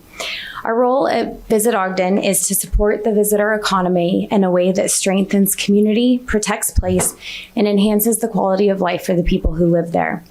I want to start by acknowledging Powder Mountain. This is a place that many of us recreate, bring our families, and feel deeply connected to having grown up there. Powder Mountain has consistently shown a commitment to being thoughtful stewards of both the land and the community, and to engaging in growth that is intentional, of the highest quality, and aligned with the character of the valley. That approach matters, and we appreciate the effort to listen, adapt, and work collaboratively. In our role of work, protecting the beauty and aesthetics of our community, especially the most beautiful parts, is of paramount importance. Maintaining this beauty and appeal also means incorporating smart strategies to accommodate residents and visitors, with transportation being a key example of where a balance sometimes has to be made. Others have addressed the safety and infrastructure, so I'm going to skip those parts of my comments, but want to say that from a visitor economy perspective, responsible access is a form of stewardship.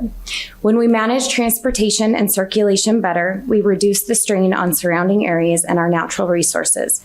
A smoother, safer experience benefits locals first, while also reinforcing our reputation as a place that values balance, care, and long-term thinking. I agree that a Wasatch Front location is needed, as are lots and opportunities for transportation throughout the valley for residents and visitors alike. The ski bus currently transports more than 100,000 patrons to our 2 ski resorts annually. We want to continue to increase that number to minimize the impact of single-use cars on our roads and the corresponding traffic and emissions that come from that. Lastly, I want to recognize the responsiveness shown throughout this process. The community feedback has meaningfully shaped the design, from vegetation screening to lighting and traffic adjustments, and that willingness to listen and accommodate deserves acknowledgement. This is a project that addresses real challenges we already face, improves our safety, and supports responsible recreation. Thank you for your consideration. Thank you.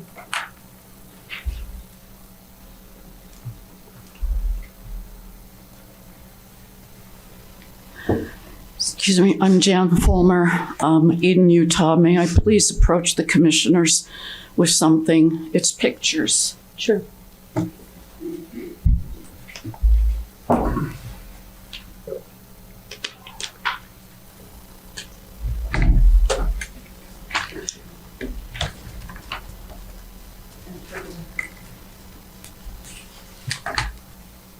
I'm not going to reiterate a lot of the concerns that have been expressed, but let's think out of the box here a little bit. This is the 3rd time this request has been made to put a parking lot on this parcel. And we go back to 2013 when the director of Weber County Planning, Robert Scott, explained it was not only the development agreement, but it was the whole Wolf Creek master plan. When the Wolf Creek went through the bankruptcy hearings, the communities in the valley, the full-time residents of that valley, got together and they worked with the developers who ended up with all the parcels after the bankruptcy. All of their input, all of what was resolved, and I didn't know this, is actually stored on the Weber County website. So it shows how much we tried to work to make this happen. What you are looking at, the map, shows this parcel. It was always intended to be a park. That was part of the Wolf Creek Development Agreement. Summit Mountain Holding Group has not agreed to talk to the Forest Service about using the Port Ramp area. If you stop to think about it, the Port Ramp area is right at entry into the valley. It's not in a residential area. It's not in all the traffic congestion. And when we talked to Sean Harwood about this back in 2021, Sean said, yes, the Forest Service would be very amenable to working with whatever to make a park and ride out of that Port Ramp parking lot in the winter. It's not used. What you have in front of you is the master plan for Pineview. There's a major expansion planned for that Port Ramp parking area. They couldn't start it because it's been all ripped up to put in the water lines for Ogden City. But stop and think about it. That could also serve as a park and ride even for Nordic. Nordic is a very congested ski area also with 500 plus development units. And someday we may even have a UTA bus in the summer that's the Pine View Loop bus, and stop at the different areas where people could get off and go to the beaches and whatever. So let's look at the big picture. Having a park and ride at that port ramp area benefits far more than Powder Mountain, and also would benefit tourism, which I know Sarah Tolliver looks to increase, and it would be a far better solution for the valley. Thank you. Thank you.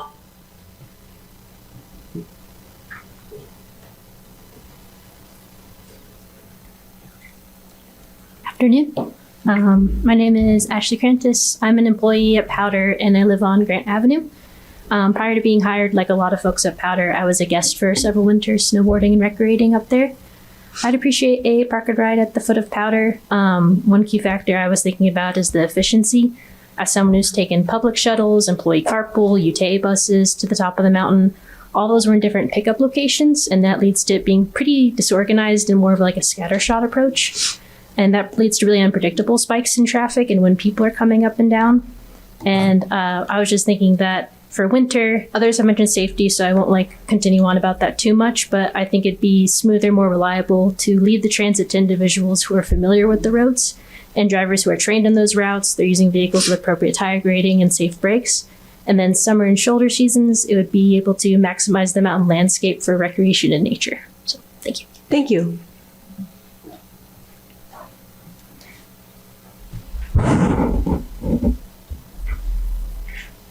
Good afternoon. I can finally say afternoon, so good afternoon. Thank you for your time.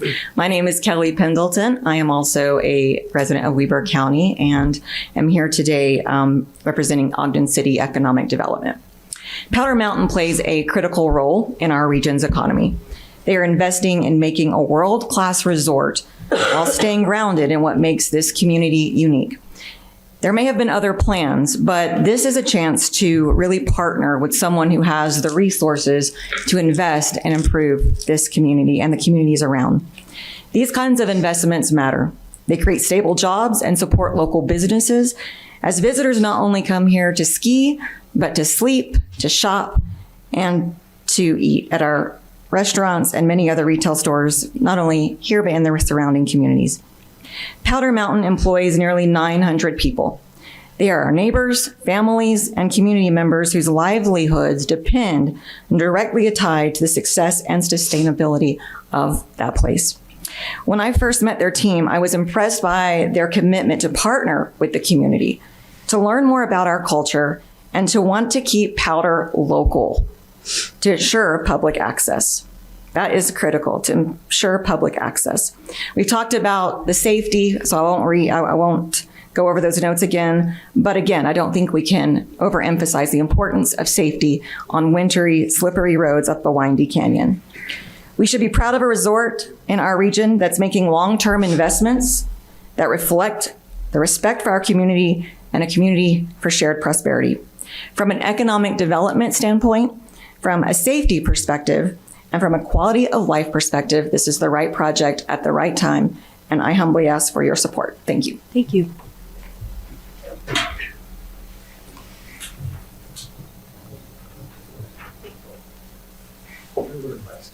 Good afternoon. My name is Kevin Mitchell, and I live in Wolf Creek. I live about a mile from this project.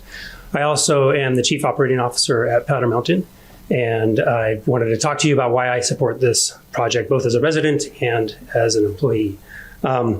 First, the traffic. Others have already talked about the traffic up Highway 158, but really what I'm concerned about is the traffic in Wolf Creek, and this project will help reduce the traffic in the neighborhoods and on the main road that feed into the neighborhoods of Wolf Creek, because it will stop all of the traffic before they go up to the mountain, at least 610 of the cars, and put those people in a bus or a van to get up the mountain.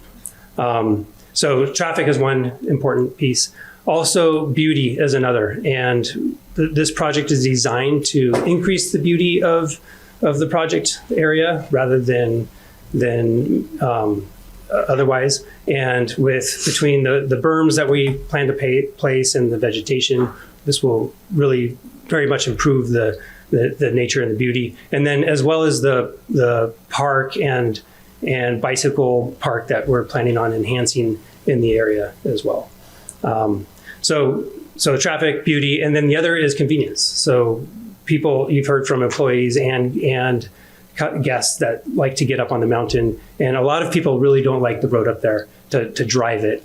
And we really want to make sure that there's a convenient option for people to get up onto the mountain without having to drive their own vehicles, wear and tear on their cars and trucks and so forth. So for those reasons, I really support this project, and I ask that you approve it. Thank you.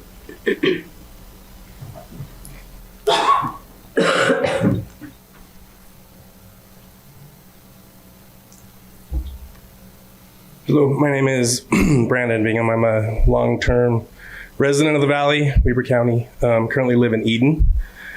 As also an employee of Powder, I've experienced, being a local and having a hard time going up the road, hard time parking, mostly for my family. I work during the day, and my child and wife, Kelsey and Quinn, love to go up and ski. It's a scary road. They currently have a favor from a friend that owns a business in Eden. They're able to park and jump on the shuttle. It's not convenient. The friend also has a business that he allows them to do that, but this could be a good fix for everybody coming up the mountain, as everybody else has said. I just wanted to state I'm definitely for it as a local and an employee. Thank you. Thank you.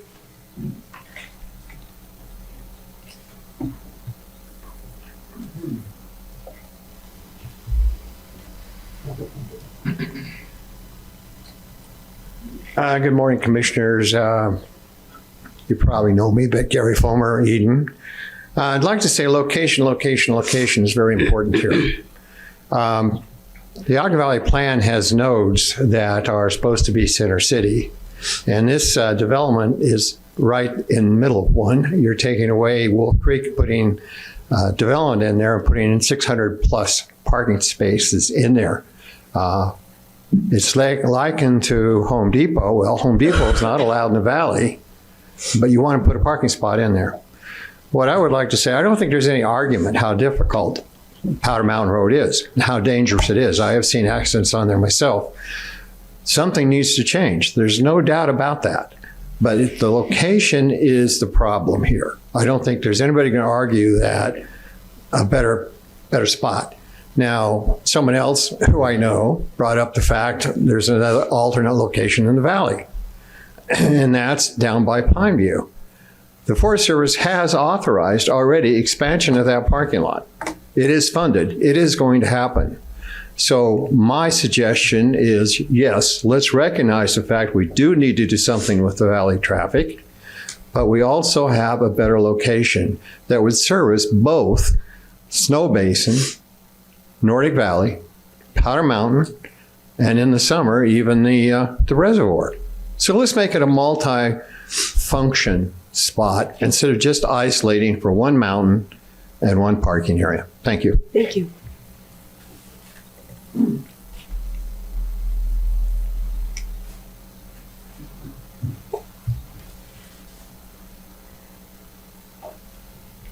Hello, my name is John Gingrich. I live at 3509 Moose Hollow Drive in Eden. And, well, they can't build I'm up on the hill looking down on it. They can't build a berm big enough for us. So that's one thing. Number two is, do we really want to put acres of an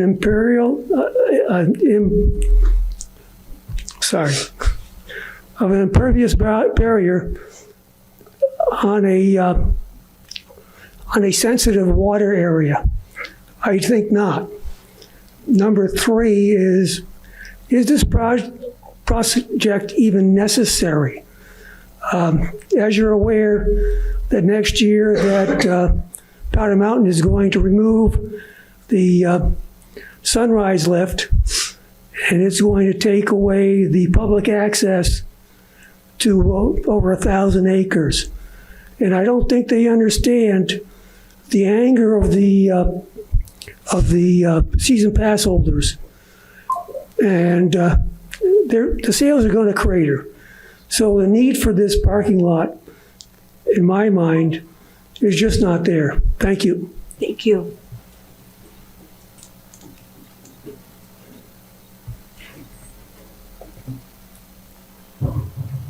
Good afternoon, Miranda Menzies. Live in Eden, 3807 North Oakridge Trail. I've been sitting there fighting with myself about whether I was going to say anything or not. I feel basically neutral. This could go that way, this could go the other way. But I'd like to raise one thing that nobody seems to have considered, which is what happens in the summer. And I would make an urgent plea that there be consideration and commitment from Powder that they do not use it for construction staging. I think it would be disrespectful to our residents. I can equally see that a parking lot of that size, we can put a stage up, we can have concerts, we can put an amphitheater somewhere where it wouldn't disturb the neighborhood so much. We can use that space for recreation using the parking that would be dual purpose. So I'm not speaking either in favor or against the project, but I would ask consideration and respect for our neighbors. Thank you. Thank you.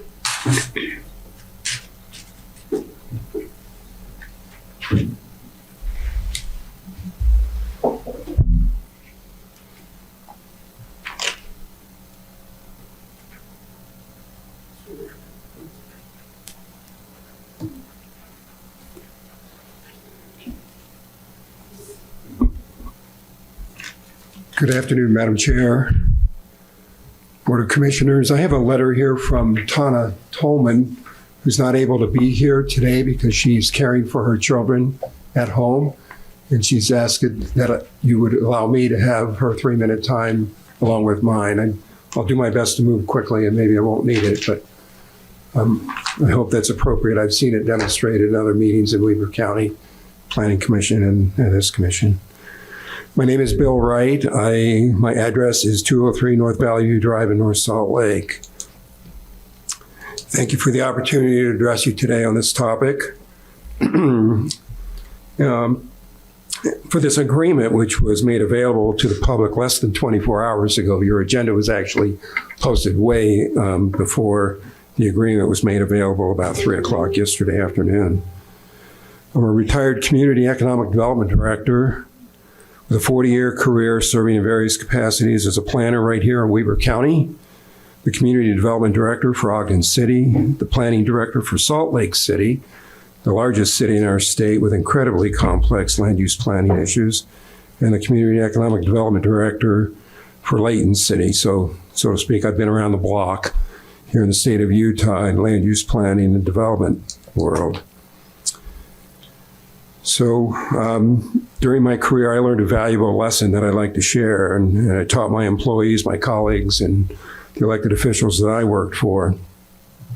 If you have not been on the site, discerning all the necessary situations to understand the lay of the land, for which you are evaluating a long-term impacting decision and desire to be fair, equitable, and lawful, then you are likely to be making one of your biggest mistakes that you will regret. Throughout my career, I have required site visits of evaluating planners, and I actually shared that with Charlie at the beginning of this process when he said he had not been on the site. Oh, I didn't know. We shared with him some things that are very important. And so I suppose he went and visited finally. But they need to be also available to the decision makers that they tour the site, and whenever possible, that's what I would do.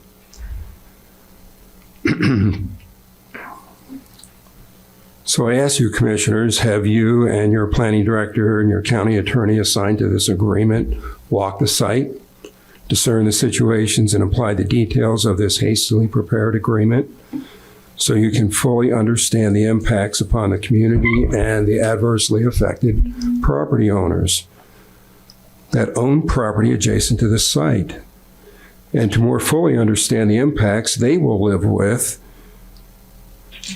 that take away their quiet enjoyment of their property rights. Would you mind moving to her letter then? You want her letter? That's 3 minutes, so if you'd like to give us her letter, that'd be great. Be glad. Thank you. Thank you.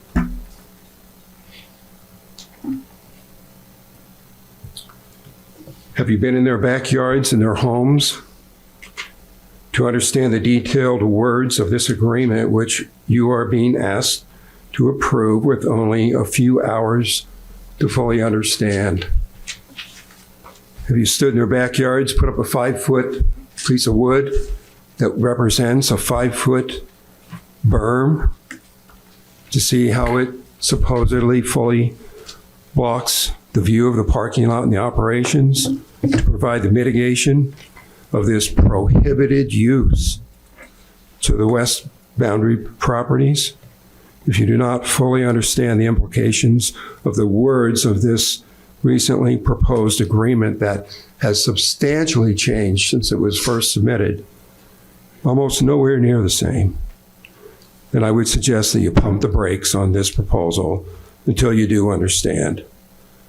As if you were the adversely affected owner of property in homes immediately adjacent to the prohibited 650, my understanding is, car parking lot and transit facility, which you are being asked to approve.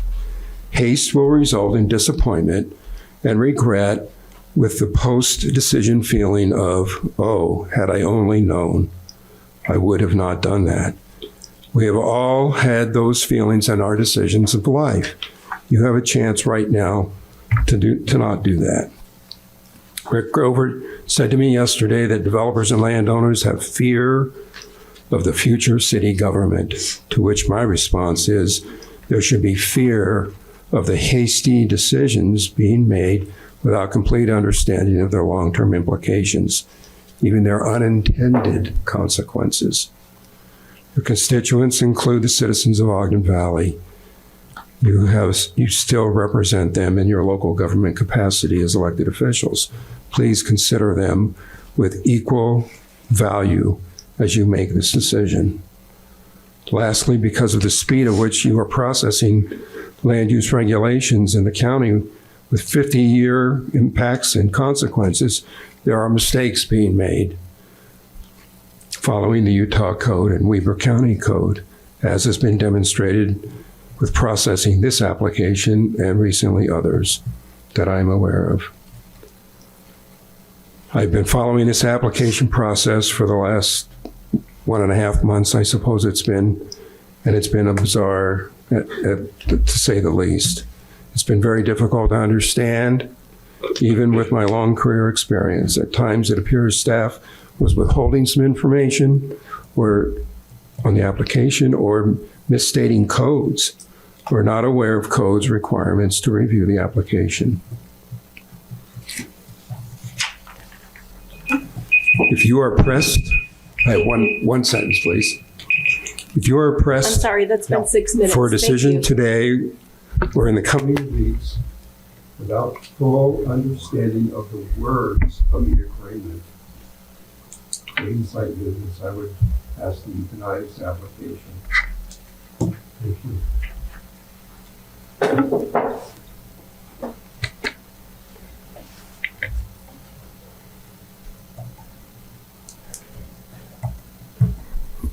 Hello, Scott Berlindi from Layton, Utah, supporting Powder Mountain.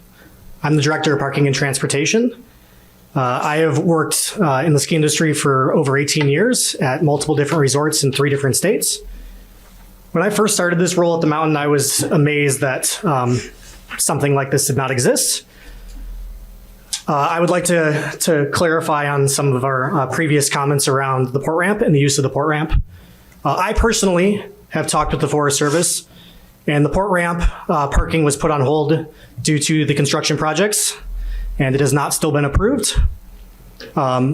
We do not own that parcel, so year-round usage, both summertime and wintertime, does not necessarily provide us access. It is also further away from the resort.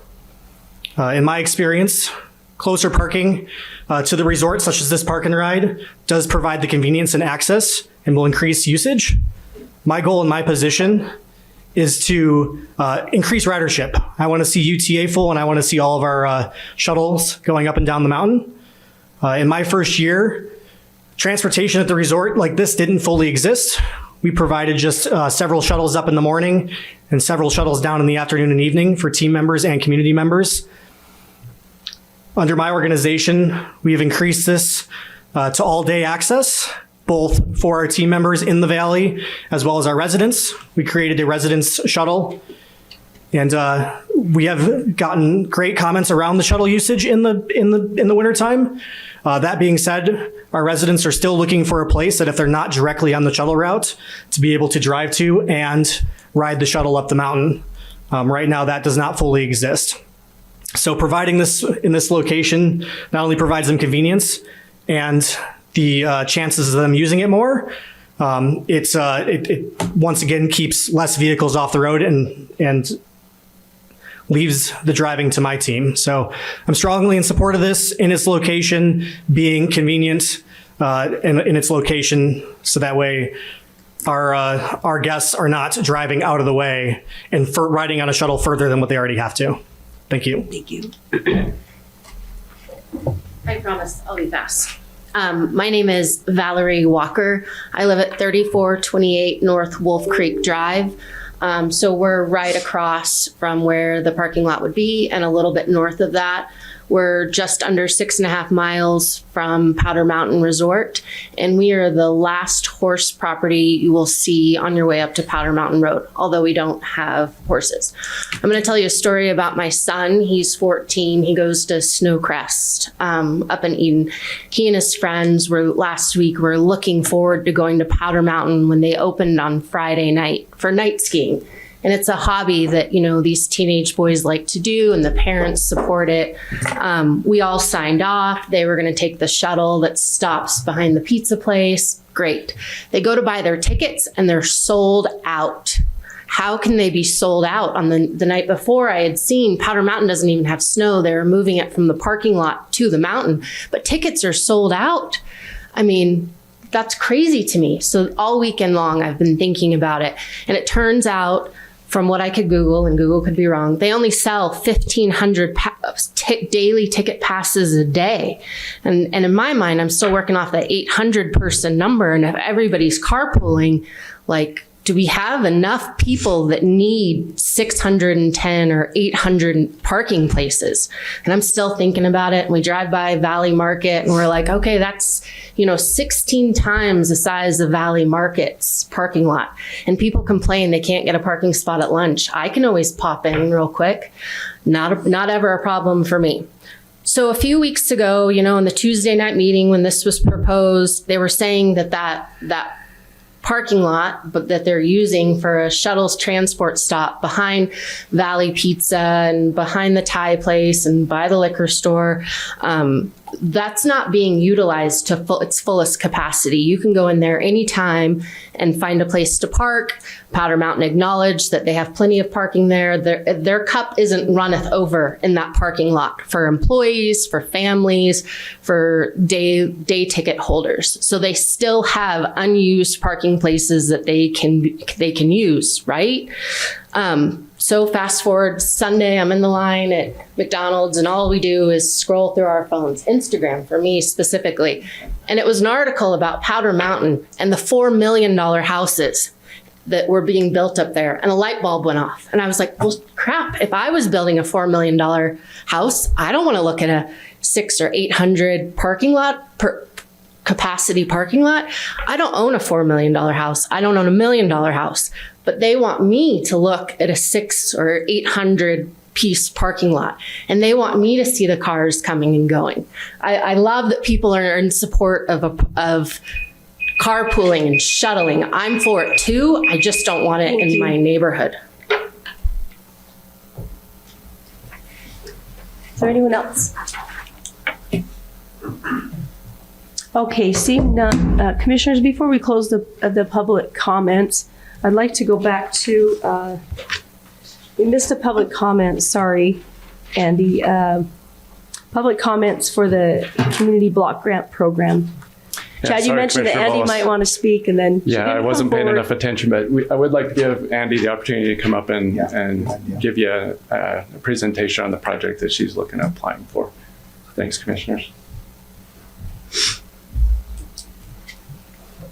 Sorry about that. I was not quick enough. So the Weber Housing Authority is interested in applying for the CDBG funding on behalf of the Weber Housing Authority for emergency rental assistance and deposit assistance. This would be made available to low and moderate income households in Weber County outside of Ogden City. So any questions about what we're interested in applying for? None for me. Thank you. Okay, thanks. Thank you. Thank you for coming back. Okay, Commissioners, I'd entertain a motion to adjourn the public adjourn the public hearing and reconvene the public meeting. So moved. Second. That's a motion and a second. All in favor? Aye. Aye, motion carries. Before we go to action, Commissioners, if you don't mind, I just want to thank those who are in attendance, especially those with respectful comments. I think everyone here today was respectful. Emails aren't always so much so. But thank you for the respectful comments. And I also want to thank those who are respectful of the request not to repeat points. It's sometimes can get passionate and hard to let those emotions stay in check. So I appreciate everyone. Okay, item 11 on our agenda is action on a public hearings. We'll start with H2, which is discussion and or action on the 2026 Community Block Grant Program known as CDBG. Madam Chair, I would move to approve the 2026 Community Block Grant Program, CDBG, as presented by Mr. Chad Meyerhofer this morning. Meyerhofer. Meyerhofer. You're close. Wampler, Wampler, I don't know. Wampler, yeah. It's been a long morning.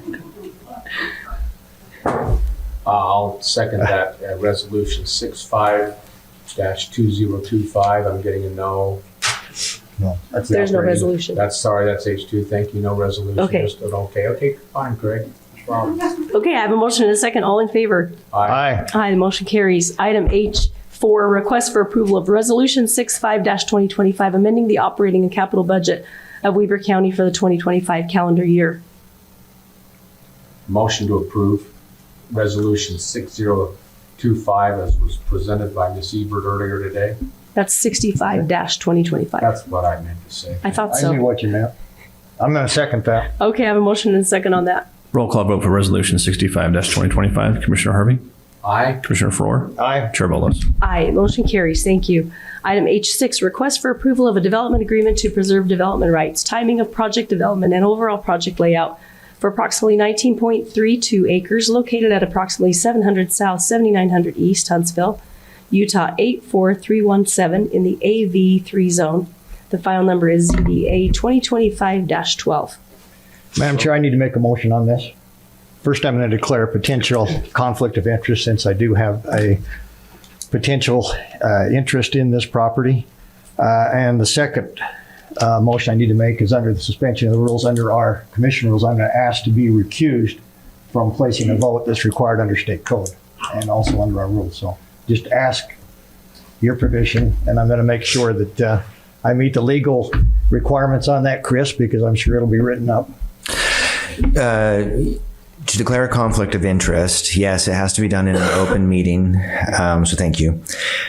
I don't have the commission rules in front of me, but I do remember this provision. If I remember correctly, you've done it exactly the way you're supposed to. Exactly. Which is you declare the conflict and then you turn to the other two commissioners to accept the request to recuse. So that's my motion, to recuse myself and make sure that the declaration of potential conflict on this is noted in the record. And would I second that? I think it's just fine to do it through a motion. It will just formalize it for the minutes. Okay. Then that's formalized. Formalized. And Commissioner Faur is recused. I accept. Okay. Madam Chair, I'll make a motion that we approve item H6 as listed under action item 7 in our action item 11 in our public hearing. Second, all in favor? Aye. Aye, motion carries. Okay, we are on H8, request for approval of an amendment of the Wolf Creek Development Agreement as it applies to property located at approximately 3301 North Wolf Creek Drive. The amendment is for the allowance of a park and ride lot and related uses to serve the Powder Mountain Ski Resort. Madam Chair, comments? Please. long meeting, and I don't mean to belabor this. I would love to see, this would make everybody happy. I would love to see some type of transportation option from Front Runner here in Ogden all the way up to the Ogden Valley with a hub as specifically mentioned in the current general plan to be able to shuttle people from that hub to Nordic Valley, to Snow Basin, to Powder Mountain, to Pine View Reservoir, to wherever. That would be perfect. That's not going to happen today or tomorrow, but I know that it's listed on the plan. There, except for this, I want to respect him by saying his name.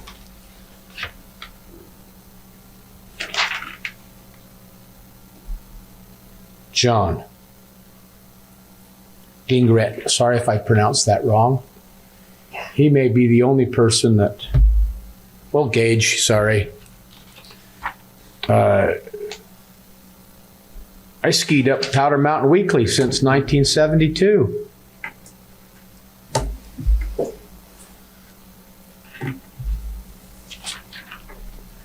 Can't expect for that thing to close down.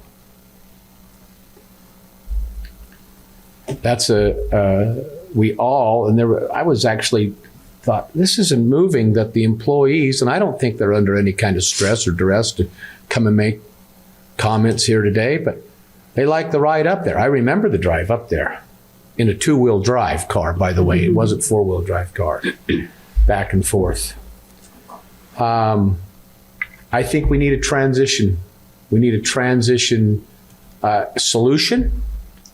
I'm also concerned, I appreciate Ms. Menzies being neutral as the chair of Wolf Creek Water Sewer. She needs to grow. Well, she didn't say that publicly today, but she said it a number of times in the past that Wolf Creek Water and Sewer needs to grow, and having some type of use that could be taxable in the interim until something's worked out where they could grow and another permanent hub location could be installed is, I think, a good idea. I appreciate the concession from 800 down to 610. I like the idea of landscaping. Charlie, I would like to make sure that it's landscaping all the way around because I want to protect all the neighbors, not just the ones on one particular east, west, north, south. I like the dark sky language. I like the trails. I think we've been a very trail positive group. I want to continue with that. I like the idea of no construction staging and would like to make sure that any construction related material was gone by the middle of July, and even the buildings gone by the end of next year. I like the car idling restrictions. I like the phased approach. And I think it's a safer option for most of the people that go up there and have jobs. That's what we're after, is workforce. And the fact that people can have a place to go and be shuttled up safely, it makes good sense to me, having had my feet on the ground up there for more than 50 years and coming down, up and down the ground. So I think it's a positive move. I know it's not popular. I like the idea of tourism. I like the idea of what it does in front of the Olympics. I pledge this. I'll continue to work as an executive board member with WFRC, who supports this project, the planning division, to work on something that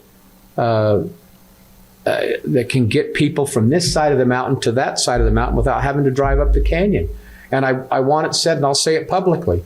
I have offered formally to take the tram away from the canyon down in Salt Lake City and move it here. That's not very popular down there, but I'd love to see some way to do it. And so it's not that we're ignoring it, but You can't expect, and I appreciate the passion of there could be other places, and there could be, but nothing's on the docket today. And wherever it is, there are people that live around Pineview. They live in Radford or Crimson and all the others. And so it's just moving the mark.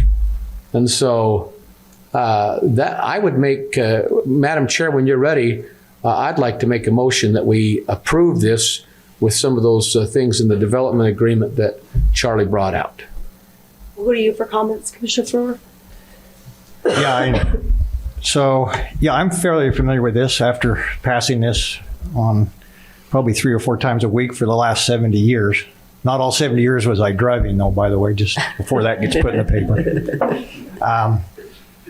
So I struggle with this one. First off, I need to acknowledge what the current ownership of Powder Mountain has done for that resort. It wasn't the same resort that I grew up with up there a long time ago.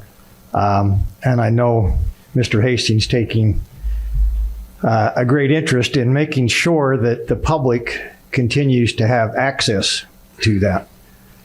I struggle with this because, as mentioned a couple of times, and I don't think it's any secret, Ogden Valley needs a transportation hub. They need a central location, not just for Powder Mountain. They need it for Snow Basin. They need it for the Pineview Dam, i.e. the Forest Service for the summer use. It gets extremely crowded up there, and we need to take those roads. We need to take those cars off of the roads that cause safety issues. At the same time, the last 2 years I've been working with Snow Basin, probably 3 years. Had some discussions with Snow Basin, with UDOT, with our federal team, i.e. the Forest Service, on a potential other location. Now, the port ramp was mentioned. That's a site that's adjoining the port ramp that's actually owned by the Holding family that was discussed when I offered a potential site that Weber County owns on the downside of Trappers Loop for a possible exchange with UDOT's cooperation that we could do a turn lane and expand the port ramp parking lot by about 20 acres. The Holding family at that point in time, which was, again, going through some major changes, has not made a commitment to that at this point in time. I still feel that that's a viable location. At the same time, we've seen this study. I was involved with commissioning that study through Weber County and USU a few years ago. I want to make sure everybody's aware that the Forest Service, the federal government, at least when I hear from the federal people right now, this is not going to be funded anytime soon. So don't get your hopes up. You're going to see any changes through Pineview Reservoir. If you look at the numbers, they're struggling to do major changes in an agreement we had up at Causey, let alone Pineview Dam. So don't leave this meeting thinking that Pineview is going to have major renovations in it anytime soon. It's not going to happen unless Ogden Valley City imposes a pretty major tax, which I don't see that taking place. So with that, I'd like to add some comments. So I'm through with that. I thought you were going to make a motion. No. Don't leave me out. No, I'm not going to make a motion. I just want to add the comments, commissioners, and this is to the applicant as well. I appreciate that you went before the Planning Commission with a plan. I appreciate that you've come back with addressing their issues, and it looks like a viable plan moving forward.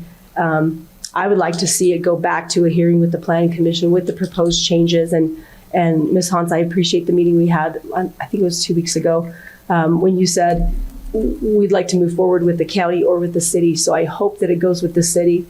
But I would like, with the changes, I would like the Planning Commission, now the Ogden Valley Planning Commission, to hear those changes and to have additional dialogue if they have concerns that you haven't addressed.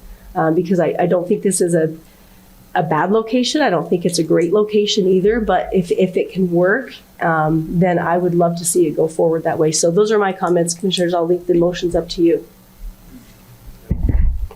Madam Chair, I'll make a motion that we approve item H8 as with those conditions that I put forward in my comments. Okay, the motion dies for lack of a second. Would you like to make an alternative motion? Yeah, I'd be happy to make a substitute motion if I might.